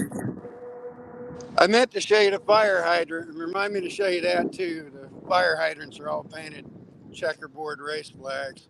Oh, that's cool. Are some of them yellow? Like because No, they're all checkerboard. I'm doing a lot of walking here. Fire I hydrant, wasn't planning on. I've parked never down by owned a dog AJ. that would pee on a fire hydrant. I don't know about you guys. Mark, I you could have, have parked. you have a dog, don't you, Mark? I haven't got a dog. I've got 3 cats. I've got 2 cats. But you always strike me as more a dog guy. Did you have dogs? To be honest, I think probably do prefer dogs, but they need too much looking after. Cats, yeah, they do. Yeah, cats are very independent. Yeah. So where Mind we you, going now, it's Kyle? taken me longer to walk these 2 blocks than it took me to drive here. So, Do you have snuff in your mouth? no, my face is swollen. Oh, I'm sorry. I knew you smoked cigarettes. I thought maybe you were double dipping. I have a brother who My smoked neck and had dip at the same time. Look, it's the top of the Borg Warner trophy. Oh, that's awesome. Hey, go up. Let's see the whole character. Can you go up so we can see the whole guy? That's a statue of the top of the trophy. Oh, that's awesome. That is so cool looking. And very Art Nouveau. For Indianapolis, anyway. Yeah. No, I don't think. You think of Art Nouveau, you don't think of Indianapolis as the first. Florida and California, because they are full of it, but in more ways than one. Let me see if I can flip my camera around here, and I can just do it this way.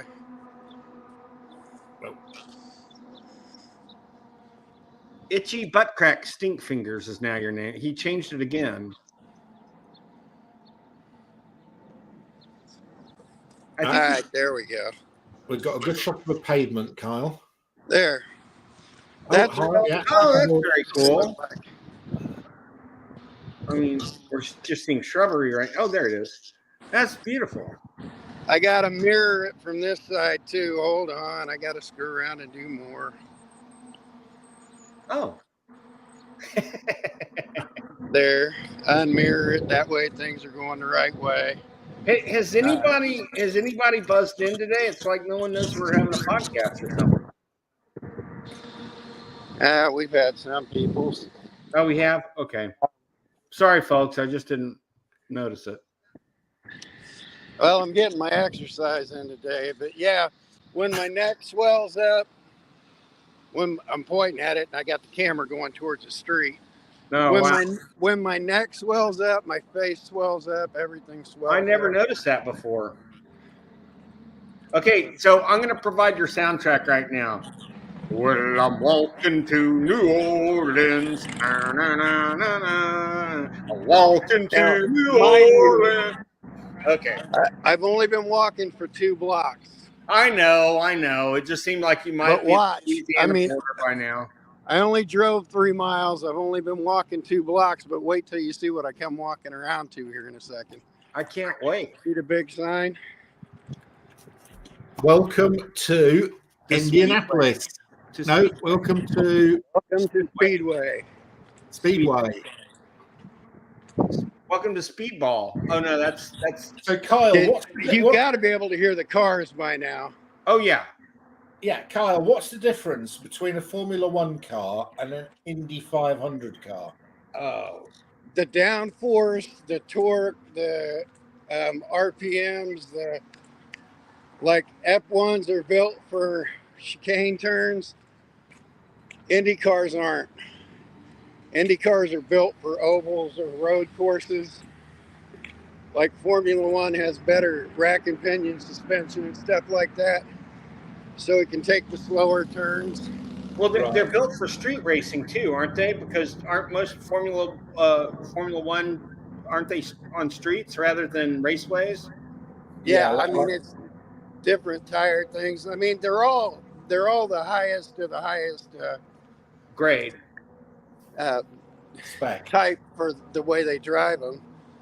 But I could And- have actually parked right here. I What, was what, going to pull around here, but Formula cars are much larger too. if I put a Formula One car and an Indy 500 car on a straight 3-mile track, which would get to the finish post first? It totally depends.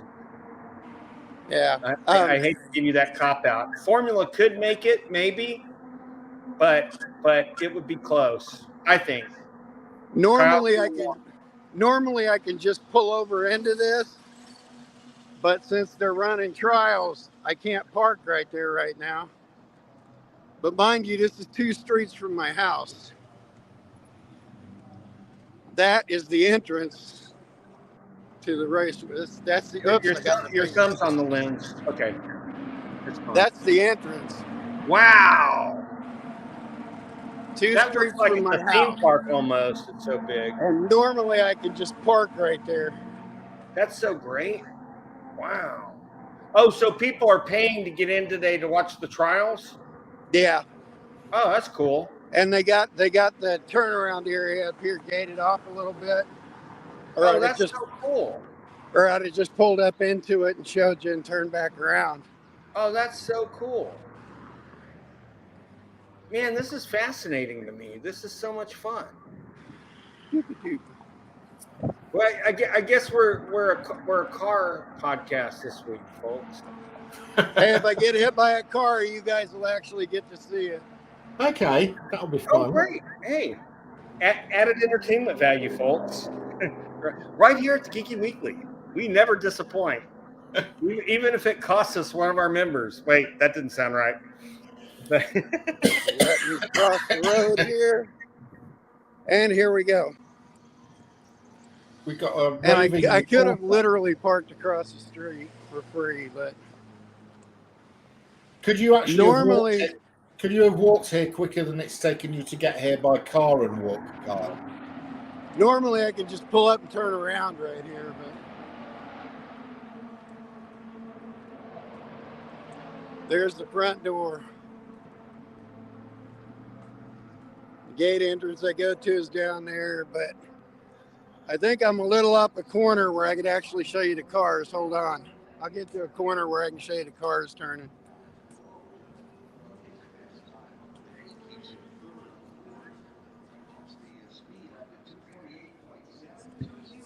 Somebody just ran 228.7.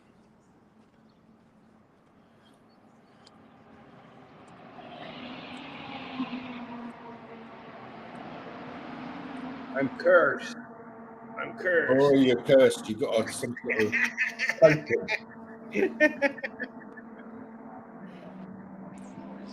I don't know if I Yeah, can. there you go. I don't know if I can do this right, but I'm going to try. Ooh. People driving about 230 miles an hour.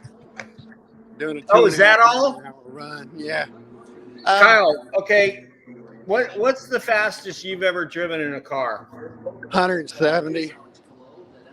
You got me beat. I'm 155. I'm about 120, 130. I'm not going to take you all the way around the track because it's Don't 2.5 be miles. stereotypically British. Be a rabble rouser. Be a rebel. That's 2.5 miles. I got frightened. It's really. I was driving. It was frightening.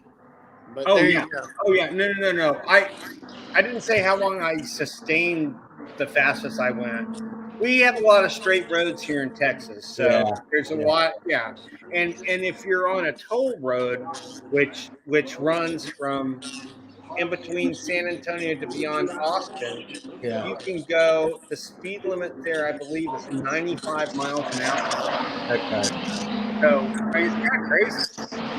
Well, you guys, I mean, there's everything is strictly regulated in England, I'm sure. Yeah, 70 maximum. Yeah. Oh, 70 is a max? Okay. 70 is. And if you go over 100 and you're caught, it's instant. You lose your license instantly. Really? Wow. They don't do that here, thank God. But I've never been caught at over 100. So.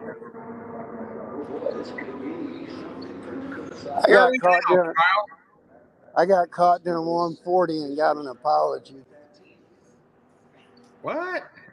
So, That's kind of funny. long story.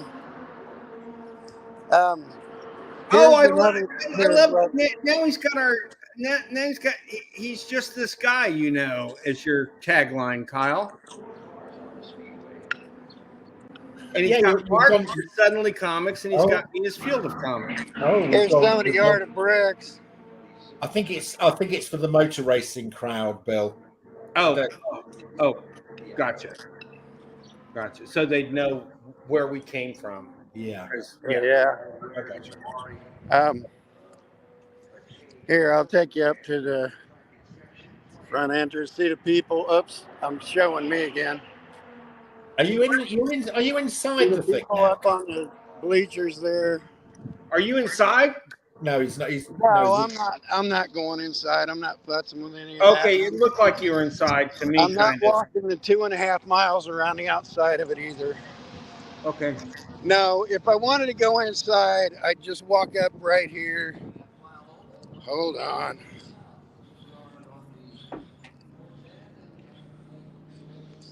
I'd just walk right into right here. Tell them who I was here to see, and I'd go in, but I'm not doing that today.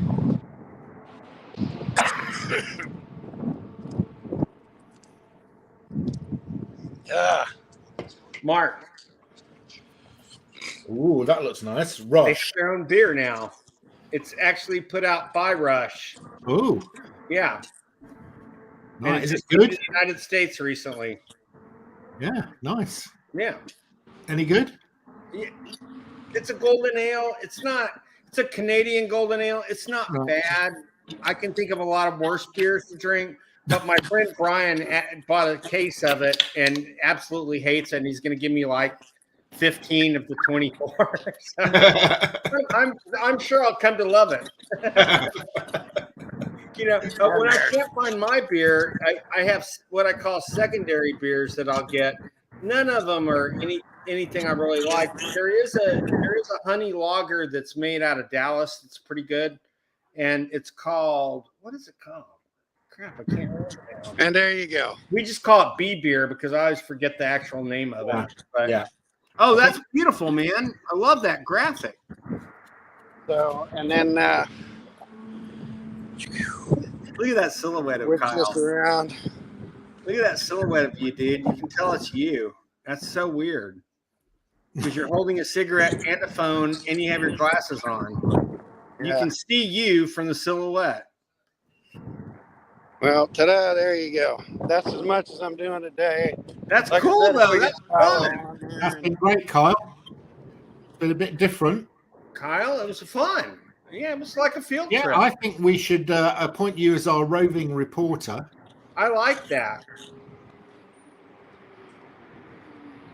I'm going to have to go to someplace interesting. I can go to the secret comic book store sometime. That'd be cool. Yeah, that would actually mix in with what we're supposed to talk about. I mean, Lord forbid we follow any standards here. I'm going to squeeze in a few more shots while I'm here because there's some other cool stuff over here. Okay. I'm going to show you some more comics. Oh, please do, Mark. Please. This is Secret Origins starring Suicide Squad. And this stars the first appearance of Rick Flag Sr. Okay? So Rick Flag Sr., this is his origin story. He's the father of Rick Flag, who was in the Suicide Squad. So he wasn't part of the original Suicide Squad? I believe not. I think Rick Flag in the Suicide Squad was the son of this Rick Flag. Okay, yeah. And this Rick Flag is the guy who is going to be the person leading the Creature Commando. Because he's going to be undead. He's during World War, isn't it? So, they're gonna put it in World War II. Yeah. That's beautiful. Yeah. There's a lot of that in stories these days. There's a lot of like monsters and the Nazi stuff. I kind of love it. Yeah. So, And then there's turn Nazi 4 base on the moon. Do you know what I'm talking about? It was really the fourth That's Reich turn or something 4 like right that. there. Oh, that's a beautiful shot, dude. That's the bank of turn 4. If I could get up a little higher, I could show you the cars going by, but that's the bank of turn 4. Leads right to the finish line up there. So there are only 4 turns, right? Yep. Okay. See, I'm catching on somehow. I mean, I know to most people it'd be pretty retarded for me to not get that, but Look, it's the credentials office. but then you're giving me far too much credit if you think that, folks. There you go. I'll just Okay. say that. There you go. Ta-da. Palm of my hand. Oh. These boots were made for walking, and that's just what they'll do. One of these days, your boots are gonna walk right. Yeah, and there's another comic. So I've got let's see more. I did a video about Atlas comics, and I got quite a lot of Atlas comics. I'm still missing. I'm trying to get a complete set of Atlas comics. Wait, what? Oh! Of the '70s Atlas comics. Yeah, the Did they put them out in Great Britain? Yeah, we did. Yeah. Oh my God! I want a complete set of British atlases. That's awesome. Oh no! Well, they haven't got British. They're not British price points. They're not. Oh, okay. See that cover? I love that cover. Is that a Neil Adams cover? This is Tales of Evil, number 3. So Tales of Evil only lasted 3 issues. Well, most of them only lasted 1 issue. So Tales of Evil did quite well. I've got Tales of Evil 1. I now have Tales of Evil 3. I just need to get Tales of Evil 2. Well, you know, historically, the second issue of almost every title is the hardest to get. Yeah, well, so much less of a print run than the first because they don't know how it's going to sell. Okay, so this next one's interesting. This is John Target Manstalker. Oh yeah, that was a good one. Okay, so I got issue 1, and I put it. I showed this YouTube video, and this guy contacted me. I think he must be in his 80s, and he sent me an email. He said, "I'm not very good with technology." He said, "But I have got he said I have got one of the missing Atlas comics you've got. I'm just going to send it to you. What's your address?" So I sent this guy my address. I said, "That's very kind of you. Thank you very much." When I got back from Italy, lo and behold, he had sent me Manstalker number 2. And did you have it? No. Oh, that's awesome. He'd watched my video and had seen that I hadn't got Manstalker number 2. And he just sent me it free of charge. Really nice. Wonderful. Really nice guy. I think he's in his late 80s. Wow. So he struggles with anything technology, you know. Well, you know, I do too, and I'm not even 60 yet. Yeah. But you know, so God, I was going to tell you something. I can't remember what it was. Well, that's 60 approaching, Bill. Yeah, I know. Brain fart. And also, I managed to find Manstalker, John Target, Manstalker number 3, which means I now have a full set of John Target Manstalker because there were only 3 of them. So are 4 and 3 pounds? Are those pretty good deals on those? I don't know if they're worth anything. Yeah, I mean these are dollar bin type comics. Atlas comics were always dollar bin type comics. Yeah. I have to tell you though, they are picking up in price. Now actually, I tell you, this is actually a pretty good price for an Atlas comic now. They're getting a bit of a sort of, you know, it's like nerds became sort of in, didn't they? Became in to be, you know, be geeky and nerdy, sort of became popular. So, you know, Atlas comics were sort of like, you know, the nerds of the comic world. Now people, they were even lower on the food chain than Charlton. Yeah, they were. You know, I mean, so do you know the backstory on Atlas Comics? Yeah, it's it's Martin Goodman part? Martin Goodman, who was he was the Marvel. He was pissed off at Stan. That's right. Who was also his nephew. Yeah. Because Stan didn't give Chip his son, Martin's son, Senior job. his job when he left. Yeah, Stan took it and then put someone else in editor. And so what he did to get back at Stan was kind of evil genius, but Stan's brother, who was also Martin's nephew, Larry Lieber, he was the editor and drew a lot of the. Larry can draw like a mofo. He's fantastic. Yeah. He did a lot of that. And he was a co-creator on Iron Man, which most people here probably know that. But I think he's the only. I want to say he's the only character that of the original Marvel characters. I think he's the only one that Larry got credit on. And I'm not sure. He got credit with Thor too. Credit on what's that? He got credit with Thor too. Thor also? Okay. Yeah. Okay, I didn't realize that. And I don't know what he was doing. I mean, I know on Iron Man he wrote it, and that one of the few comics that Stan did not write. And I'm sure he got to do that because he was his brother. You know, I mean, because Stan didn't really let many people write until late 67, 66, 67, something like that. And that started being, that was Roy Thomas, who became the next editor. And you got a bloody nose, dude? No, I'm just leaking. Okay. Just general leakage, folks. No blood. Yeah, so Mark, so Mark. So it's a really interesting story. It only lasted 2 years, and you know, did it even last that? I didn't realize that. Yeah, just over a year. Yeah, 73 to 74. There were some great comics in there. I mean, then there were some real crap. One of the worst comics of all time, Tiger Man. Oh, come on. But wait. Okay, I'm going to plead a case for Tiger Man. What? No, there is no case to plead. No. Larry Hamlin. Ernie Colan art. Ernie was wonderful. See, Ernie was trying desperately. Ernie would not get accepted by DC and Marvel because you know why? Why? He was the Richie Rich artist. He drew Richie Rich from 59 to like 74. Oh, wow.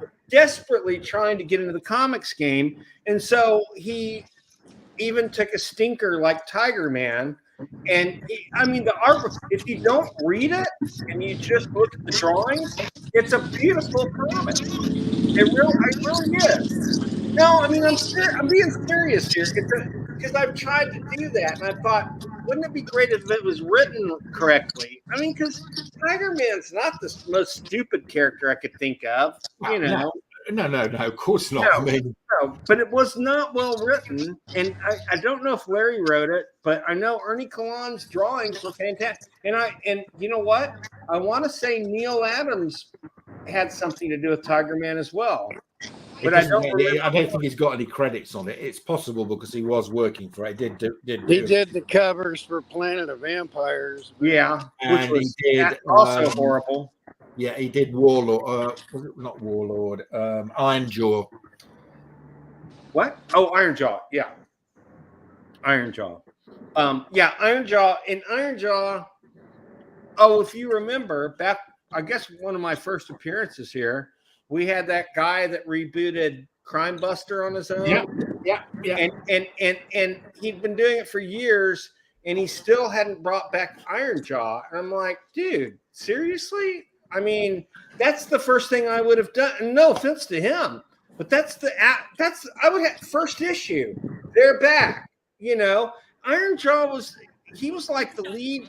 Okay, when Crime Buster got canceled within Toy Comic, guess who the lead was? It was Ironjaw. Oh, really? Okay. So Ironjaw was a bigger character. Yeah, and I would not. And then there's interesting. I'm going to ask him. And then his head henchman got the book, which is weird. I can't remember his name, but do you know what I'm talking about, Kyle?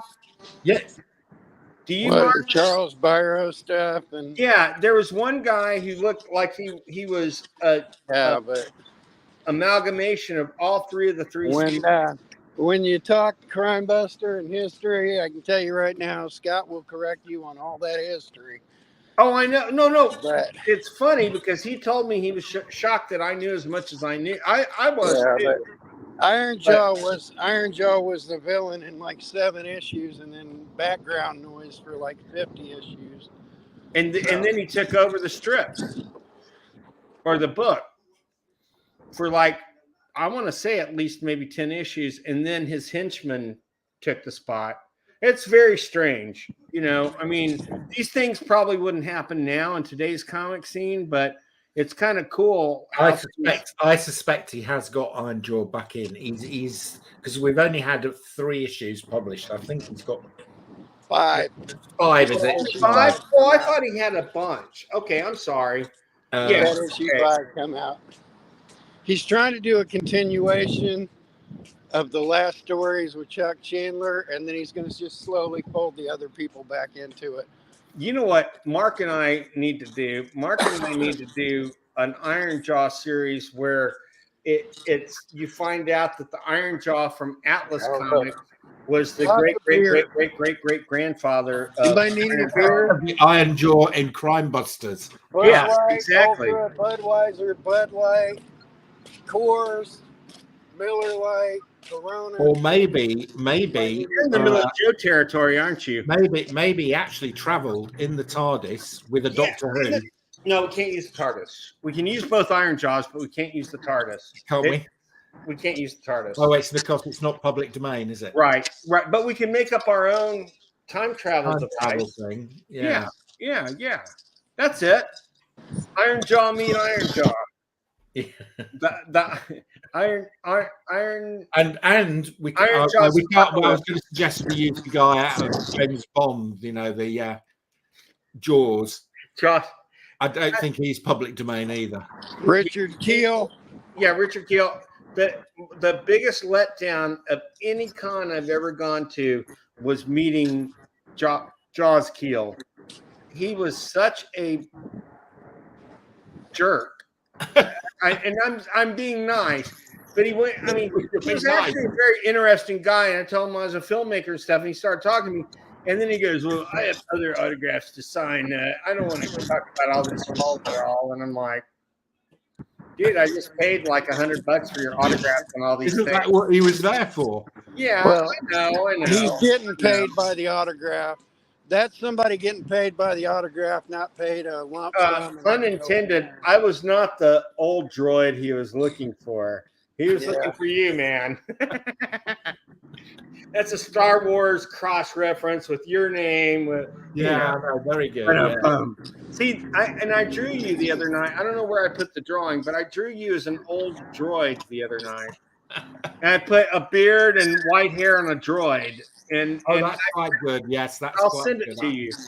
I was going to send it to you anyway, but now I will remember to send it to you. Yeah. What now? Are you in like a district of shops and stuff, or what? Mostly there's a few shops. Because it seems like you just passed a bunch of stores. But it's mostly business stuff. Oh. It's mostly racing business stuff. There's a couple of eateries. There's a couple of... Hi, Paolo. Yes, I am back from Italy. I came back a couple of days ago. Thank you very much for asking. I didn't even see that. I'm not seeing these things. Did you get to meet Paolo in Italy? Mark, did you get to meet Paolo in Italy? I didn't get to meet Paolo. Paolo, you're going to have to rewatch. I just left the racetrack. Well, I'm not seeing any of this. I don't know why. That's weird. Are you looking at private chat or comments? No, I'm looking. I did. Oh. Hey, Paolo. Since Paolo's now here. Mark. Paolo Costa. Hey, Paolo. Paolo, I kind of did this for you, but this is where I'm walking around right now. Let me see if I can get that in the picture. Oh, someone said they really want to see Willie Nelson as the doctor now. That's hilarious. Oh, now I see where we go. Portugal. It's not quite the same place. Portugal is on my list of places to go with the RV. Oh, I'm sorry, Paolo. I didn't realize that. Yeah, What's Kal-El, that, I just took a walk around Raceway Park and then just went to the front gate of the 500 for you. But I'm not backtracking to it. Actually, we were closer to Paolo in when we did our trip to North Spain last year, because we it's went Portugal to right off Santiago de Spain? Compostela, and that was only probably about 200 miles north of Lisbon. So now, I assume in Portugal they speak Portuguese still. You would think. As far as I'm aware. Okay. Well, I just walked past my car. Do you know who the UK has the oldest alliance with? Portugal. Portugal, yeah. Wow. Well, Yeah. Portugal is a very old country, though, right? It is, yeah. Yeah. And I used to have a supplier when I was working one of the businesses I was in. I was a purchasing manager, and I had this supplier who was in Portugal. Every time I met him, he always said to me, "Oh, our oldest ally." That's so great. Was he from Portugal? Yes, yeah, he was. Oh, that's awesome. That's awesome. Yeah. Okay. Oh, is it? Oh, okay. Great, Paolo. Yeah, an hour. Now you're teaching us. Yeah. Paolo, I live in the city with the Alamo. I live in San Antonio, Texas. Kyle is lucky enough to be able to show you close to his house what Indianapolis is famous for, the racing, of course. And then Mark is in Essex, which is famous for the beginning of sex. And that's why it's called SX. It's famous for the auction house. Essex to have the 3 kids they had. Couple of them didn't work out. It's the famous home of the auction house king of the world. That is it. Essex is the auction house king of the world. That's me, mate. You yourself. Oh yes, I agree. Okay, that's an easy sell. Anything for you, buddy. Oh, Portugal. Oh wow. So if someone says 1095, who are they siding with, Paolo? Like King blah blah blah or Queen blah blah blah? Or that's actually really early. I mean, Italy didn't get its act together until really late on. The 11th century? And that's much earlier than Spain as well. But didn't you guys kind of get your shit together in the 11th century? Who? England? Yeah, we got our act together in 1066. 1066. The Magna Carta. Just 900 years before the Summer of Love. Or no, that was 68. Never mind. Then 900 years. 900 years before me. Which impact, I mean, there were a lot of British acts. There are probably more British acts at Woodstock than American acts, I would bet. Paolo, I did a raceway walkabout mainly for you there. Yeah, probably. I'm thinking. Especially at that time, yes, because the Brits were cool, weren't we? So, well, you still are. But so Led Zeppelin did not get an invite to Woodstock, but they did get invited and headed, and it became a pinnacle of their career. They did the Texas Pop Festival a week later. Okay. And that jettisoned their, but no one recorded Texas Pop Festival, and everybody, and their dog recorded Woodstock. So you've got, but it's interesting there. And Texas Pop Festival was actually held on an old abandoned runway. Oh, nice. Yeah, in between Dallas and Denton, where I went to college, and I would have loved going there. The only thing that prohibited me was I was 6 years old. But so does it still happen, Bill? Is it still going, or is it? No, not the Texas Pop Festival. We had for a number of years. We had the Texas Jam, which was a very big thing during my college and high school years. That was a huge thing. Into like my 30s, I guess, and then it kind of flaked off.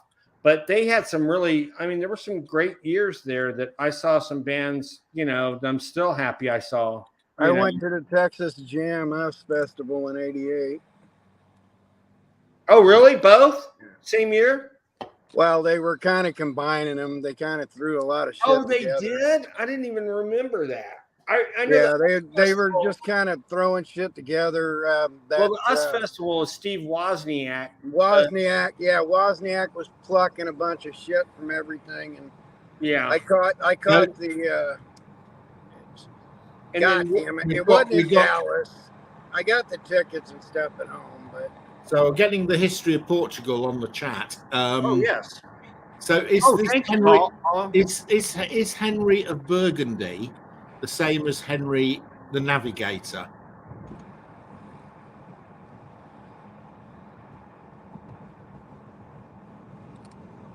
And what was Leon? Like King of Leon? Like Italy? Leon, I think, is in France. Oh, France. Oh, see, Kings of Leon are a band. Leon sounded like a British in France.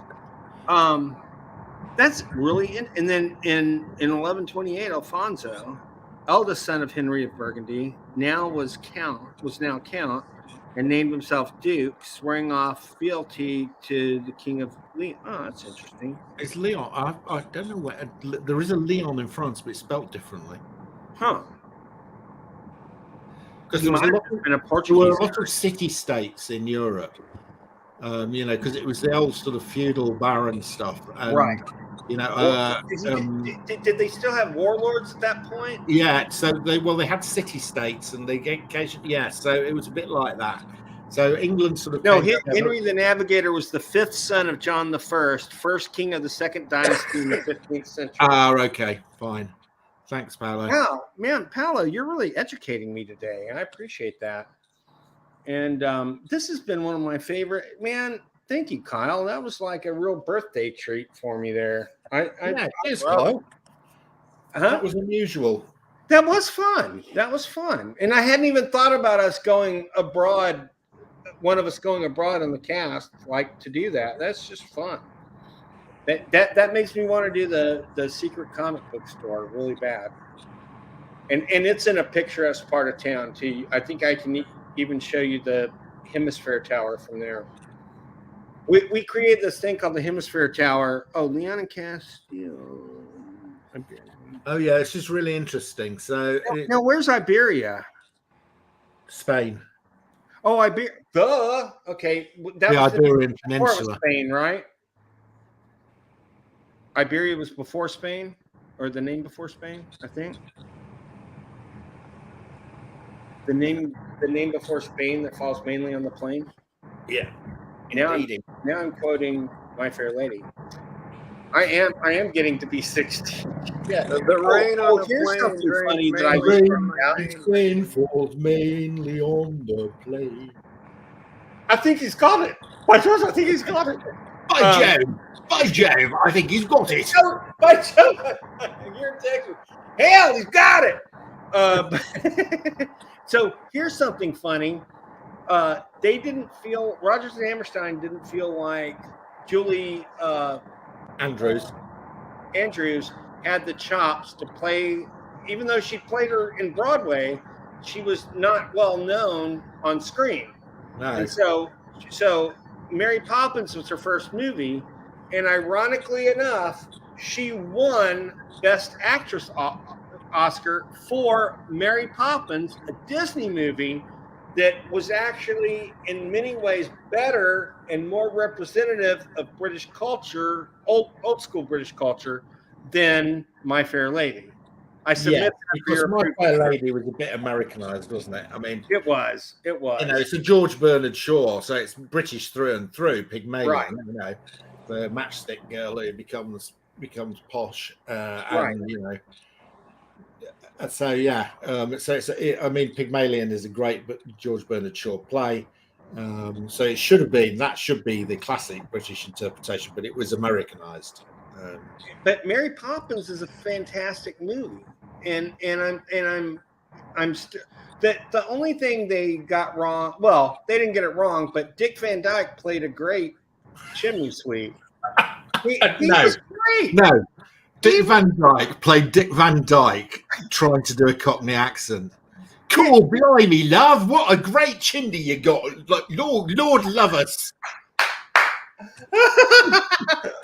Come on, May. Come on, May. You know, when I was in Japan, right? I worked for a Japanese company. When I went to Tokyo, Wait, what? You lived in Japan?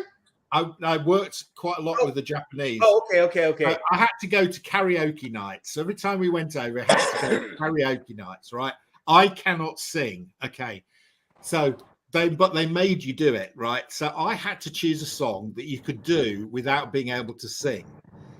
And my piece was the Dick Van Dyke song from it was Chim Chimney, Chim Chimney, Chim Chim Chiroo. I would pay to see that. I would pay to see that. That was a great song, by the way. Someone told me a joke the other day, and the punchline was basically it sounded just like supercalifragilistic. So, I understand that I haven't seen that movie, but that there's a movie about Make sure nobody steals my car. Okay, I will. We'll make sure. Oh, you're talking to valet.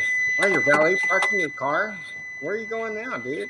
You're leaving you left your camera, your phone in your car, Kyle. Oh well, but no, it's oh yeah, and Bonelli. Oh yeah, Tex and Dylan Dog. Yeah. Oh, I could have got comics from newsstands. I didn't know that. I did pass a few. Oh, they still have. I did go into a few comic shops in Italy. Did you really? Yeah. Were they phenomenal? I went into one in. I went to one which had opened 2 weeks earlier in Iseo, on Lake Iseo. A really nice young guy who must have been in his mid-20s, and I had a chat with him, and he said, I opened the shop up 2 weeks ago. And I said, oh, you've opened it up just in time for me to come. And he said, yeah, he said, I said, how come you've been able to afford to open this shop? And he said, by trading Pokemon cards. So if he'd got his Pokemon cards as a kid, he'd kept them, and then he'd got them graded, and he'd been trading Pokemon cards. Everybody told him he was wasting his money. He didn't know what he was doing. And he earned enough money that he could buy his own shop. Yep. Age 25. And he earned all the money to do that from trading Pokemon cards. That's amazing. And he had a really nice looking shop right in the middle of a really popular tourist town. Yeah, really nice guy. So yeah, Eduardo he's called. Fun Side Games in Iseo. Yeah, good luck to him. Wow. Yes. Shout out. May you do better than any of the comic stores I used to run. Did you used to run comic stores? Yeah, they did great until I left, and then they fell to shit. But yeah, I ran 3. Wow. Yeah. Okay. Yeah. And then my parents insisted that since I had my degree, I had to get a real job, and I went to work at SeaWorld as their television producer. Then I after that I became television personality on an independent station in San Antonio. Then I basically became a rocket scientist for a few. Well, I didn't really, but I worked on a bunch of things for NASA at Southwest Research Institute. Sorry, how does that happen? I don't get the career path there. So you're a television. Very strange. Well, they needed someone who knew how to. This was 5 years before the internet. They needed someone to create buttons like you have in plenty on the internet. No one had ever done that. No one had done it in Shadow. No one had done anything to really. There were video games, but even those weren't very. In 1990, those weren't very progressed. At that point, still like 8 and 16-bit. Yeah, and so I basically came in and I created a lot of these things and videos and animation and cartoons that worked with training systems. And I just had the right skill set at the right time. And so I was considered a research analyst and scientist for 5 years. Wow. Yeah. And then I went to work for myself. and that's when I started doing commercials and all that good stuff and animation. And Southwest Research actually sent me to animation school, so I got to learn a lot on their dime. And yeah, I got lucky. I got very lucky. Very lucky. So what'd you do just now? Did you have to go pee? Oh, Sigs. I should know. From Close, Bill. Close. you know, it's funny. I remember my dad complaining about paying $10 for a carton of Vantage cigarettes and Winston cigarettes, which he smoked. Yep. And now I think a carton's like what, $60? I wish. What? How much did you just pay for that carton? $30 more than that. $90. My dad would have. Almost 90. He'd be really glad he quit smoking the last. Yeah, time. he'd be looking for cigarettes in a box. Yeah. He wouldn't have wanted to buy just a pack by itself because they were expensive. So he always bought them in the carton. Always. And I don't know if I told you this, but so my mom pissed off my dad when she was pregnant with me. He was ready to have William Raymond Field III, which I wound up being. And she said, well, you know, I smoked these cigarettes and the cigarettes were called Chesterfields. Yeah. And she said, I think we should name them Chester. And my mom had a great poker face. My dad completely believed her and went off getting pissed off for like half an hour. And she goes, Bill, don't you think I'm kidding? Who would name their kid Chester? Well, Norm, I'll never know with you. You know, and so that was a big family joke for years. And I go, Chester would be kind of good. I'm okay with Bill, but Chester has a nice ring to it. You know, I don't mind it. And then the other joke was they were convinced they were having a girl, so they had all these things put up with Sarah on it. And then I was born, and Sarah does not live here. Suddenly, everything was kind of transformed to Billy. So thank God. I know, but if you suddenly decide to identify as female, you know your name. I doubt very seriously that'll ever happen. Okay. I'm here to tell you. I have had a few friends that you guys hear me? What? Can you guys hear me? Yeah, perfectly. One of my best friends here in town was born in May of 1969. Yeah. Or in 1969, 1967.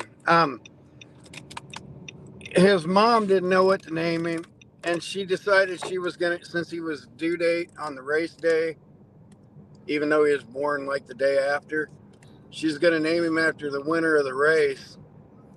And AJ won, so my friend's name is Anthony Joseph, but Parnelli Jones came in second.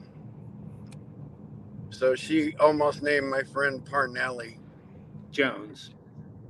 Well, at least PJ. At least, yeah. Parnelli. Yeah. But he's like, my name is Anthony, but it could have been Parnelli. Well, thank God AJ was already winning at that point. You know, for that That's okay. It could have been like Chesterfield, though. I do too. I'm fine with Chesterfield. I like that, and that's a British name too, Chesterfield. Yeah, I feel kind of British just saying it. Chesterfield Plover. Yeah, you know. Mark, were you supposed to be a different name or something, or? No, I was not supposed to be a different name. I've always been. But I mean, the only strange name thing my family has is we always use.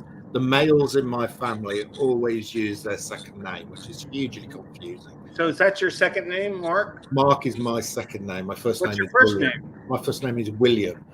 So mine too. What? Who knew? Who knew? You're my brother by another mother. We are. My name is middle name is Raymond. My dad made me get rid of the third when he died, and then I joked that I was going to change my name to Traymond, which then would make my initials WTF. And my niece and my brother-in-law thought it was so funny. They go, well, you know, Traymond is the cool version of you. And so they always say, Traymond wouldn't say that if I say something goofy like I normally. Trayman wouldn't say that, and so they're always using this fake me that never was Trayman.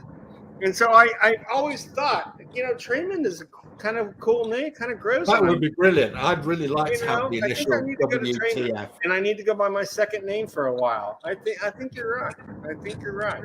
I go Kyle, by my second name a lot, but that's just when people call me Dick all the time. Is your middle name is Richard? Yep. So my brother-in-law that I don't get along with very well, his first name is Richard and his middle name is Frank. And it's like, how many more Dick euphemisms do I need?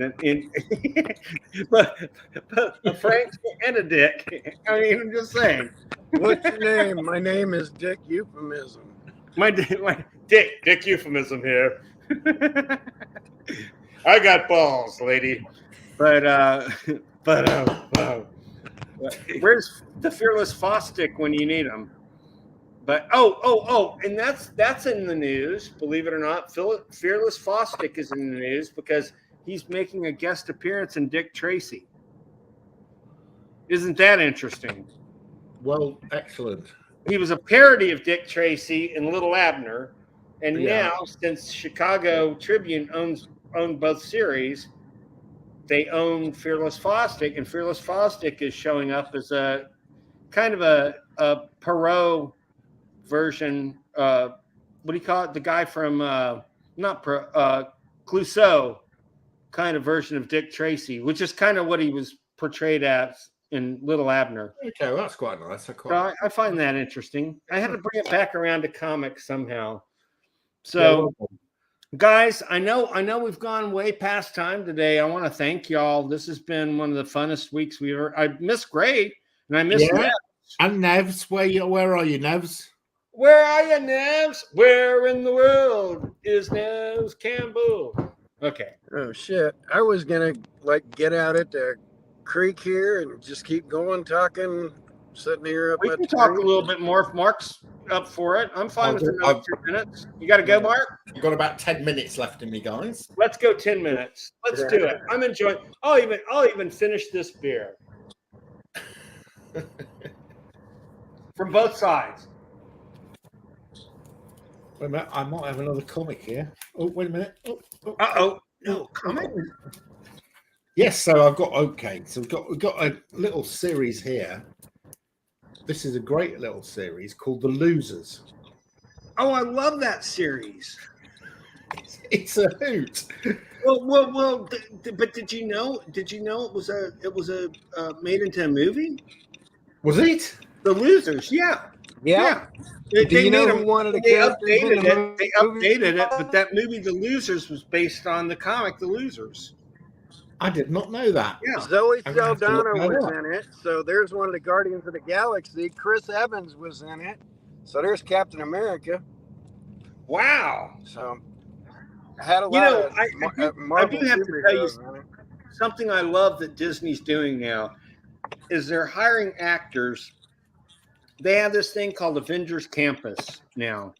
And so they hire these actors that look like the actors that play the characters on the big screen. And so you have this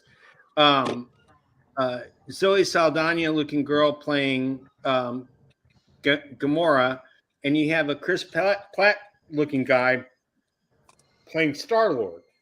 And she's trying to get him to go on, and he's enjoying the crowd and showing him his dance moves.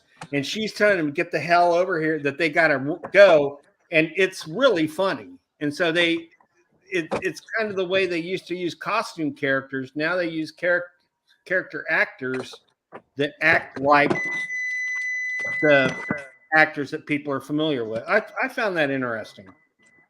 And they also have a guy going around the park as Werewolf by Night. But he's just on the rooftops of the buildings. Oh, okay. So and people will look up and they'll see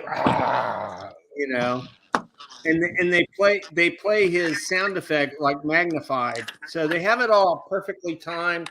So actually a great idea. But I mean, I wonder if you can find someone that looks like everybody, currently playing some of them. And okay, so now we have So Harley Quinn is now going to be Sue Storm. Do you know that, Mark? Yes, I heard that. Margot Robbie, and we got I approve of that. I like that idea. I like Adam Driver's Reed Richards. I'm not quite sure why people have a problem with that. He plays a good, thoughtful guy. I think he's perfect casting. You know, I know a lot of people wanted Jim Krasinski because he was in the Doctor Strange movie. Yeah.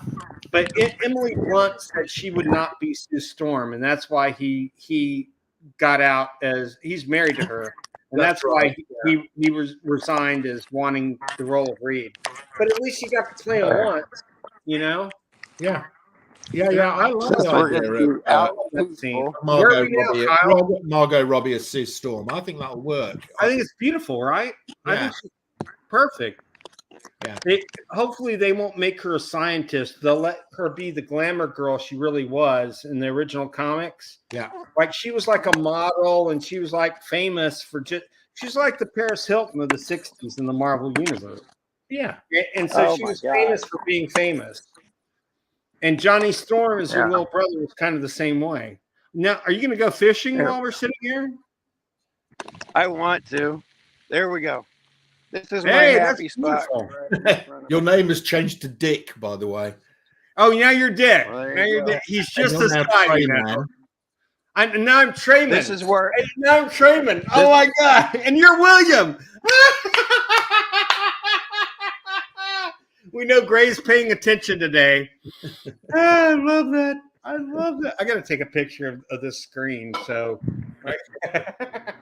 yeah. Bill, is that how you not spell this little Trayman? fountain area, but the water right behind? No, the pond it's right like Raymond, there. Trayman. It's MOND at the end. Oh, Trayman. Trayman. Here, Oh, I'll get over by the shop. Can change it in time, but that's beautiful out there, Kyle. Do you go out there to think sometimes? This is my thinking spot and my fishing spot. It's in the front of my housing addition. I bring little remote control boats out here for the kids to play with. Oh, that's the little cool. water fountain part. And how many grandkids do you have now, Kyle? 3. Wow. And then set up on this rock over here, and this is the fishing pond. I set up on this rock, and the fishing pond is right there. That's pretty cool, man. So you're sitting on a rock? Yep. Now I got to raise my thing again. Are you? Would you say you're sitting on a rock by the bay? Sitting on a rock by the bay, watching the tide roll away. Talk of the bay, but anyway. Cheers to me. There you go. I'm loving this. This is where I come to collect my thoughts. Well, that's nice. Nice when spot. I can. So are you able to collect? Too far to walk. I tend not to want to drive, but it's fun, man. And you're then just the pool for the pool for the complex is right there where I park, and I can bring the kids up here to swim in the pool. Oh, that's beautiful. That's a nice area, actually. How many square foot is your house, Kyle? I'm just curious. Have no damn idea. Okay, I don't know. I know just because I've had to know in the last few years. Otherwise, I wouldn't know myself. I've had to know over the years, but I don't my house care. isn't huge, but with the garage space, they don't count the garage space. But if you count the garage space, it's close to 2,000 square feet. I worked a lifetime so I could hide off in the suburbs and die quietly here. So.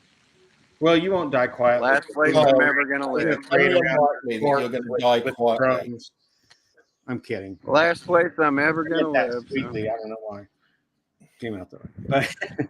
But Mark is so laid back tonight. I mean, of course, it's later there, but he's enjoying himself. The wine has been very good for Mark tonight. Yeah, it's mellowed. It mellowed me. It's mellowed you out. It's mellowed me out. Okay, so Mark, I want to ask you this, since you're British.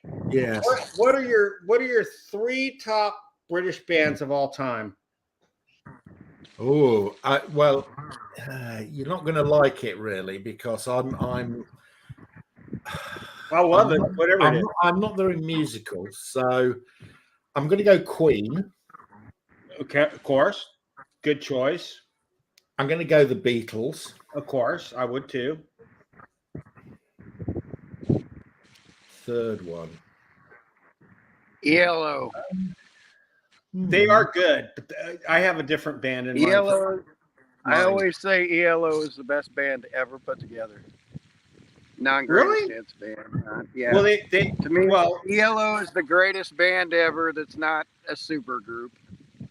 We know Jeff Lynne got his start towards the end of the Beatles' career working. But I mean that's an entire band of classical. I'm going to go Madness.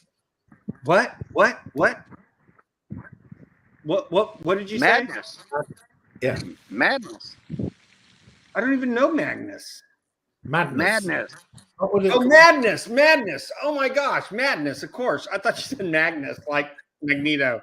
Oh, that's That's my three. No, I love them. When that was my whole those were my whole college years. And my friend's band I was telling you about, they're kind of a ska band, so they have very much of a madness. Yeah. So what's your top three, Bill? Okay, mine very simple. The Beatles, of course. I can't not say the Beatles. Led Zeppelin, number 2. I just absolutely love them. And number 3, I'll have to go with Pink Floyd.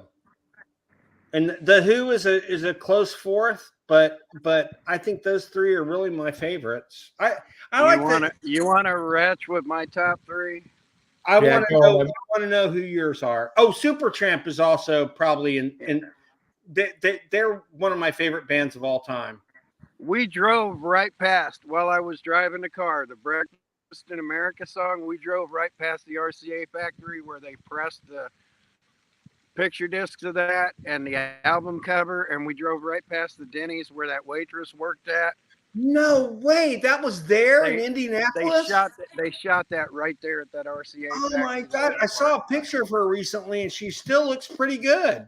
Yeah, that was right here in town. I got a friend. I got a friend's dad who used to work there. Of all time. I got a friend's dad who used to work at that factory and was there for the photo shoot, and his copy of the album is him and all of them sitting together, and it's printed on the album. It's insanely cool. That's so amazing. But mine has got to be my top 3 British bands have to be Queen, ELO, and the Clash.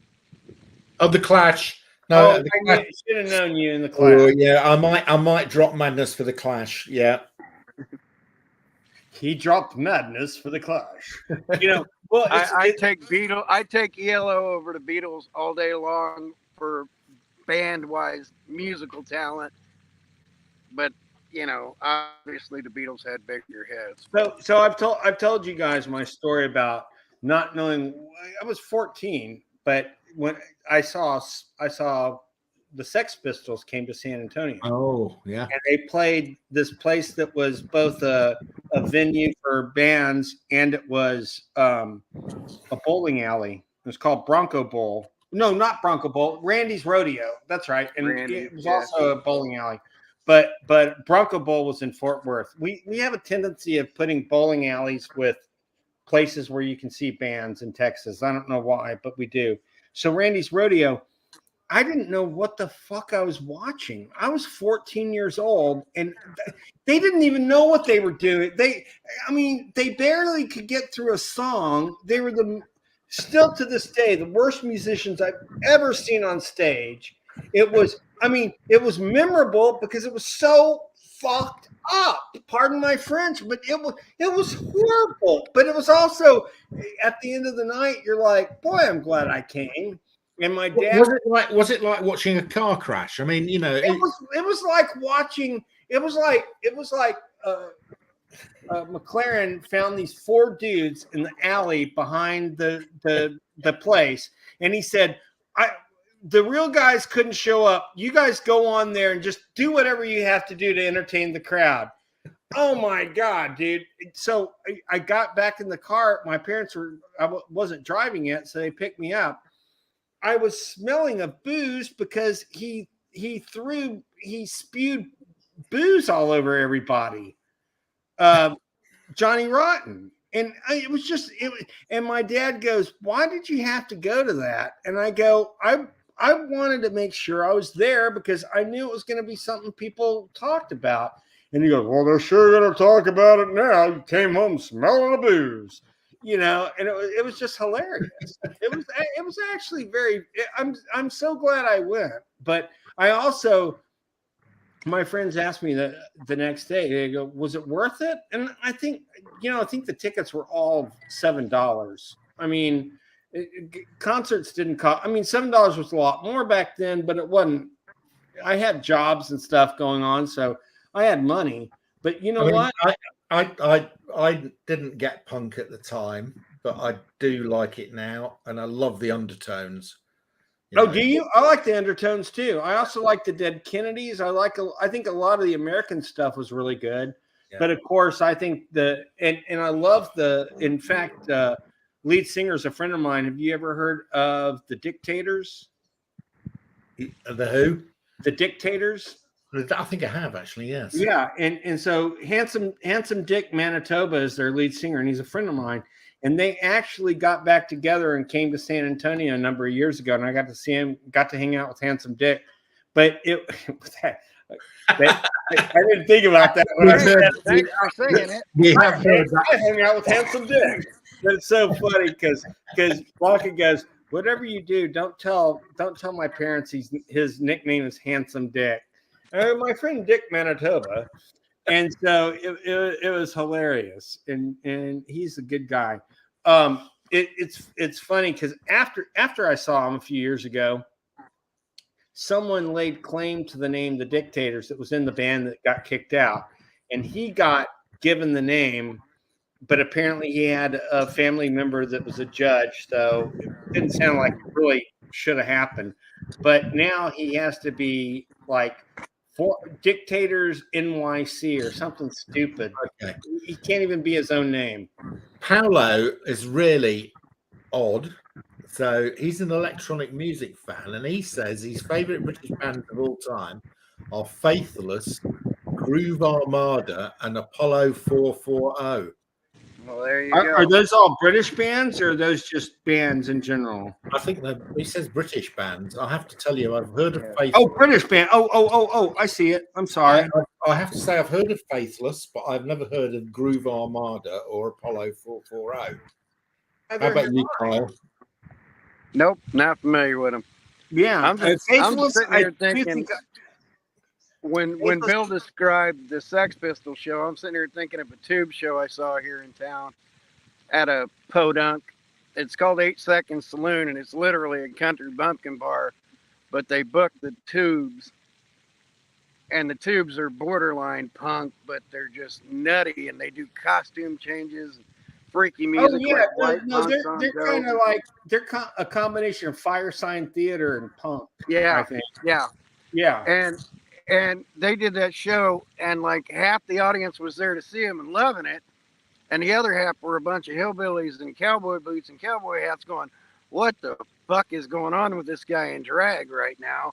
Why is this guy on a 6-inch platform heel?" I have heard of Groove Armada now because I do know that song, which it's "I See You, Baby, Shaking That Ass." I have heard that song. Thank you for. Hey, we got some handsome dick shaking that ass. All right. Paulo comes in and classes up the joint with "I See You, Baby, Shaking That Ass." Paulo, you right need to be on the Geeky Weekly. Paulo needs to be on the show with us one day. He does. Hey, Paulo, come on, man, come on. We need we need a Portuguese person on the show. We need someone that's PC but not PC. I'm kidding, Paulo Costa. It's a joke here. But I can't read anything he's put down there. But Apollo 440 had a drum and bass cover of Van Halen's "Ain't Talking About." Oh, that sounds pretty cool, actually. I like Van Halen.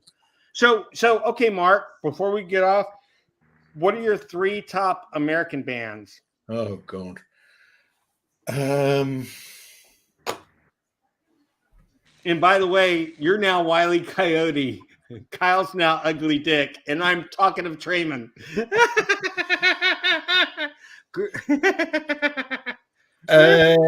Right. 3 top American bands. I'm going to go real corny here, I think. I'm going to go. You can go with Beach Boys. Beach Boys. I knew it. Because you're of a certain age. Yeah, I am of a certain age. Yeah. Me too. The Eagles. Okay. So you can tell my age from these picks, can't you? Well, I think everybody loves both those bands, so I don't think that's aging you as much as you think it is. And oh dear, Cheap Trick. I know you like them. They're in my top 3. Sorry. I'm tempted to go Red Hot Chili Peppers. Oh, okay. Very good. I agree with that. They're not my they're in my top 5, but I'd say my top 3 are Cheap Trick, Van Halen, and God, who else? Those 2 just I have Cheap Trick and Van Halen concert memorabilia and picks and stuff that I'm about to sell. well, you're gonna sell them to me. I got plenty of comics to trade with you or sell to you, whatever you want to do. But I'm trying to think of the third one. You know, I will say this. I saw George Thorogood several times, and he was fantastic. But, you know, I think Blue Oyster Cult's up there for me. Okay. And I also like Ronnie James Dio, hands down. Ronnie James Dio was Dio's fantastic. British. Dio's British. No. Is he a band? He sounds like no. Dio, Ronnie James Dio was not British. Was he a band? Yeah, Dio was a band. He was in. Dio is a band. So, Dio was a band, but Dio was known for being. He replaced Ozzy. He replaced Ozzy in Black Sabbath. Okay. And he and Richie Blackmore formed Rainbow together, which is considered a British band because everybody but Ronnie James Dio. Yeah, that's why I'd say British band is Dio because he's the only. Well, yeah, but Dio wasn't British, thank goodness. But, I mean, not thank goodness. Sorry, Mark. I didn't mean that. Or Gray or Trev. I mean Nevs. I'm still getting you mixed up with Trev. Sorry, dude. But honestly, Dio was fantastic. I mean, he was just a wonderful artist. I mean, just and a good guy too. Died too soon. But it's funny. Everybody thought he was so much younger than Ozzy. He was actually like 5 years older than Ozzy, which is kind of weird. But I love the Cars. I don't know if I mentioned them. I love the Cars. But I'm a big Van Halen fan. Yeah. I like Van Halen even when they were Van Hagar. I thought both bands were pretty good. I liked Boston when I was in high school, but that fell by the wayside. I even have a top 3 Canadian bands. No. I do. I don't know. I couldn't name a Canadian band. Triumph, Honeymoon Suite. Oh my God! I was going to say, here are the 3 I was going to say. I was going to say Rush is number 1. Rush is Canadian. Yeah. And again with the beer. Rush. Then Triumph.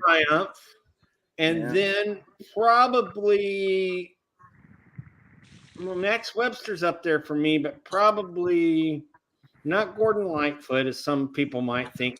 I would say I would never say that. Brian Adams, April Wine, Tiger, April Wine. Yeah, April Wine was a great band. You know, And I have so many others, but you know. And then there are bands that were really big in San Antonio, which we were the heavy metal capital of the. So Mark, I might change one of my 3 picks for British bands. Okay. I loved Motorhead. Okay. I loved Motorhead, and I got to meet So women. who are you going to lose then? Who are you going to lose? The Who. Okay. Yeah, The Who. I'm going to change. I'm going to change one of my American ones as well. What? Because I'm a big country fan, and I didn't put any country bands in there, so I'm going to have to lose Red Hot Chili Peppers and put in Zach Brown. For who? For Red Hot Chili Peppers. Yeah. Oh, I didn't hear. For who? That's me and my wife's song. The Zach Brown band. What? Zach Brown band. Is Really? me and my wife's Oh my wedding gosh! song. Oh my gosh! Yep. Yep. Zach Brown actually offered to sing via telephone at my wedding. Oh, great! So we weren't able to pull it off, but he was willing to do it. We've seen him live 3 times in the UK. Have you really? Wow. Have you ever seen my cousin live? No. No. Who is he? Lyle Lovett. I don't think so. We go to the country music. He's totally well over is he here. your cousin? Lyle Lovett's your cousin. Yeah. Hell, they look identical. They're identical cousins. We're pretty damn close. But yeah, Zach Brown. That's why I grew my hair out the first time. Not so much this time, but no, I would get stopped literally 3 or 4 times a day in San Antonio by people asking me if anyone ever asked me if I looked like him or if I was him, and I'd say I was his cousin, and everybody would always say, "Of course you are." I mean, like they immediately believed me, which I mean. He's my third cousin. That's a weird thing. He's my third cousin. He's not even my. But apparently, my friend who's an endocrinologist told me, Mark, you'll find this fascinating. You can look more like your third cousin than you can a brother or sister. That's amazing. Oh, I love this. Gore Guts. Never heard of. I heard of Razor, Cataclysm. Oh, I like those. Gray Thulu. Oh, Gray. Oh, it's Gray. I thought, Gray had to come in there. Yeah, one of the coolest things that ever happened with my wife is I got her on the phone with Zach Brown, and he sang Whatever It Is to my wife. What did he sing? What's that? Whatever It Is, Whatever It Takes. I'm trying to remember the title. Whatever It Takes, yeah.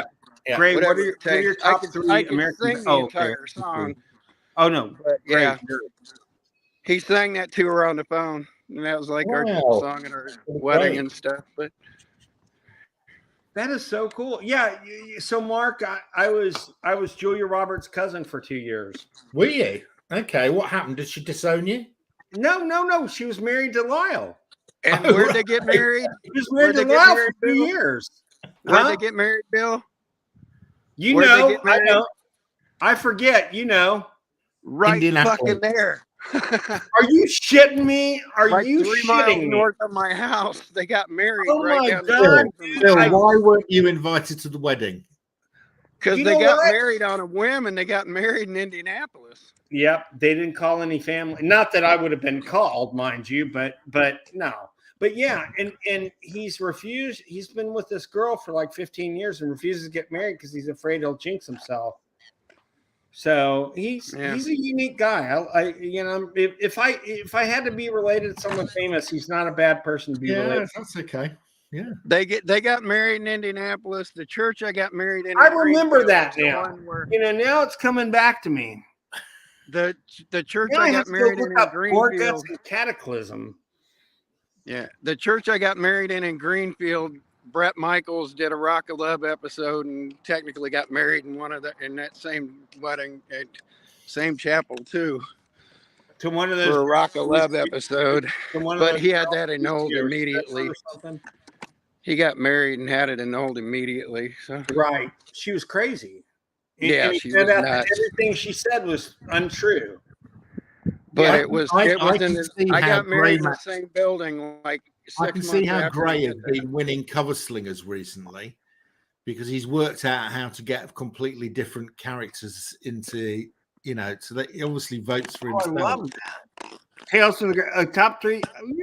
Oh, come on, man. Why are you? He just, no. Oh, no. Oh, no. Okay. He's copying himself now. Yeah. He's Cthulhu. He's Grey Thulu. His Tales from the Grey Side. He's killing me. I'm coming right back. Well, he's still awake.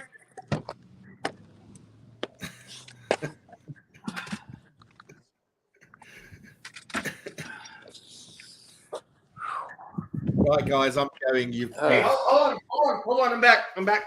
I know you got to go, but I wanted to say thank you for making this a very special birthday, buddy. Happy birthday for Friday, Bill. It was a lot of fun. Thank you, bud. I'll talk to you Friday. And maybe we can have a messenger call or something. Thank you, buddy, for being the host around Indianapolis. That was great. Wasn't that great? Ugly chick. I've never seen you more handsome than today. Yeah. Yeah, you can get a new job as one of those tour guides, Kyle.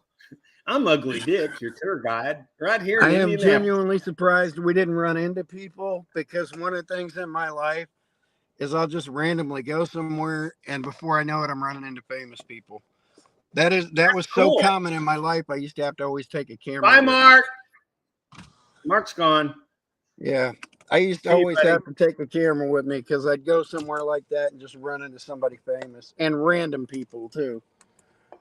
So I was a little surprised we didn't see AJ, but I'm even more surprised I didn't see somebody random like Anthony Kiedis or Gene Simmons. That would have been cool. I walked right next to Gene Simmons' house, but I wasn't about to point it out. But Gene Simmons bought into a racing team, and he bought into the I didn't know about that. He bought into a racing team. He bought into the nudist colony just north of town here. And nudist the house colony? Yeah, there's a nudist colony here just north of Indianapolis. Okay, that is funny. And he bought a quarter of that. He bought into a racing team. And the house he bought right off the edge of the racetrack there was off of one of my cousins.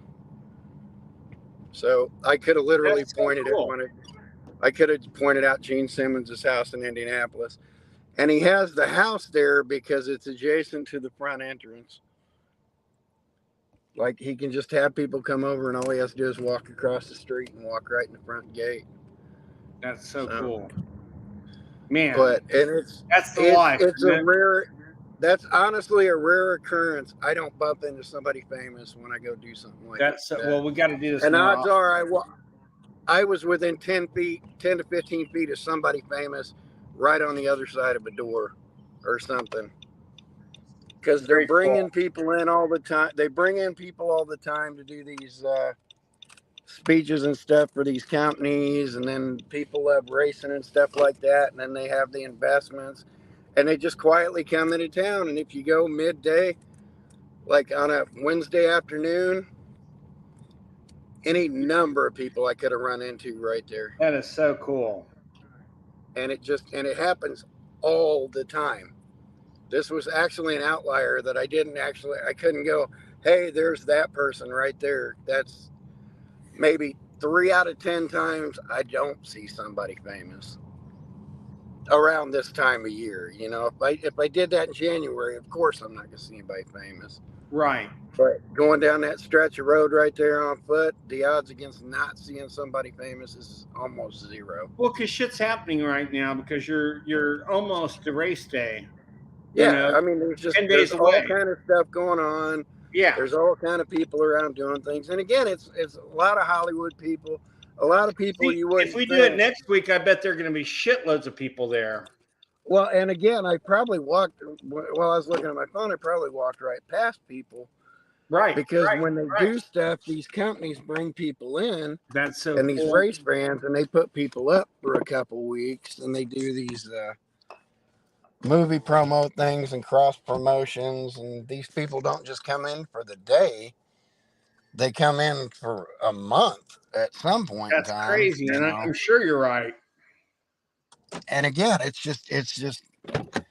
literally nothing. It's, I'm walking down the street and there they are. And No, exactly. that's why I've run into so many famous people, because I just walk into these places and there they are. And, I'm the guy that would have walked up and talked to any of them. Told you if I'd have seen AJ, I would have had him on the show. Well, that's But something for the future. I'm not blown away by people. I just kind of walk up and go, "Hey, how you doing?" You're a normal guy. You're you, and that's why I enjoy being friends, man. You got a tripod in your car? I took it with me. Oh, that's cool. I took it with me so I could go, like, if I sat down at one of the. That's so cool. Well, so it's almost 5, so it's almost an hour later. I'm an old Boy Scout, but I'm like always prepared, because you are a Boy Scout, dude. You're awesome. But it's pretty hard not to be prepared, because random walks through my neighborhood and I run into people. Oh, absolutely. You talk about cheap trick, and I'm like, all right, well, one day I'll go down to Greenwood and we'll talk to Rick Nielsen's son and see if we can get Rick on the phone. Fudge, yeah. I'm all for that. Well, so I mean, I just have doodle and cheap trick stuff, but so we're gonna sign off now. It's been a great birthday episode. Happy birthday to you. Happy birthday to you.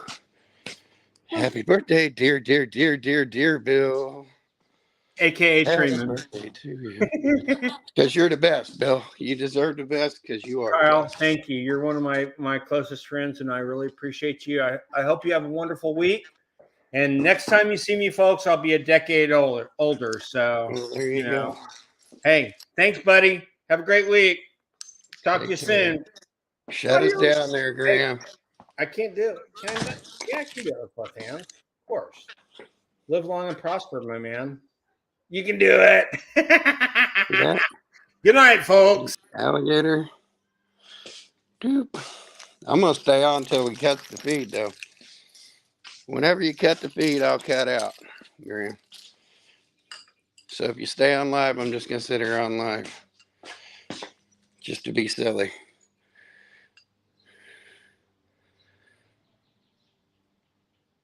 Yeah, there's a lot of Hollywood money here in town. A lot you wouldn't know about. And they invest in the smaller teams as they're coming up. But Panther Racing has a bunch of people that own them. There's a bunch. There's just a bunch. Anybody's got a lot of money and they like racing, they invest in teams. They invest in racing. They want their foot in the door.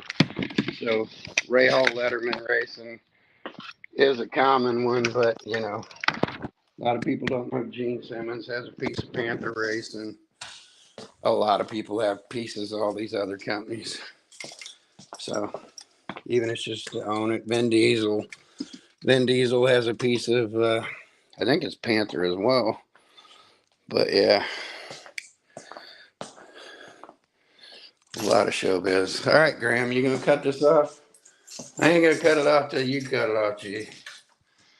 Even though I'm all swollen. This is what me in a ton of pain and all swollen looks like. I can barely talk right now. All right, good night, mate. Shut me off. Come on. We're down there. Shut me off.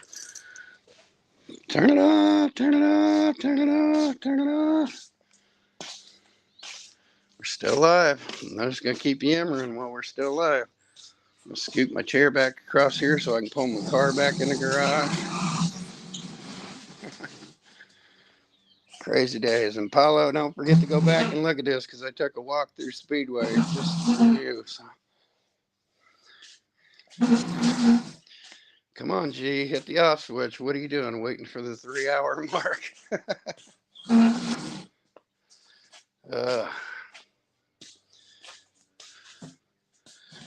I planned on not doing anything and being on for a half hour today. I'm on for 3 hours and running around doing errands and stuff. Too far gone. Where are we at? Still live. What are you going? You're going for the 3 hour mark. That's what you're doing.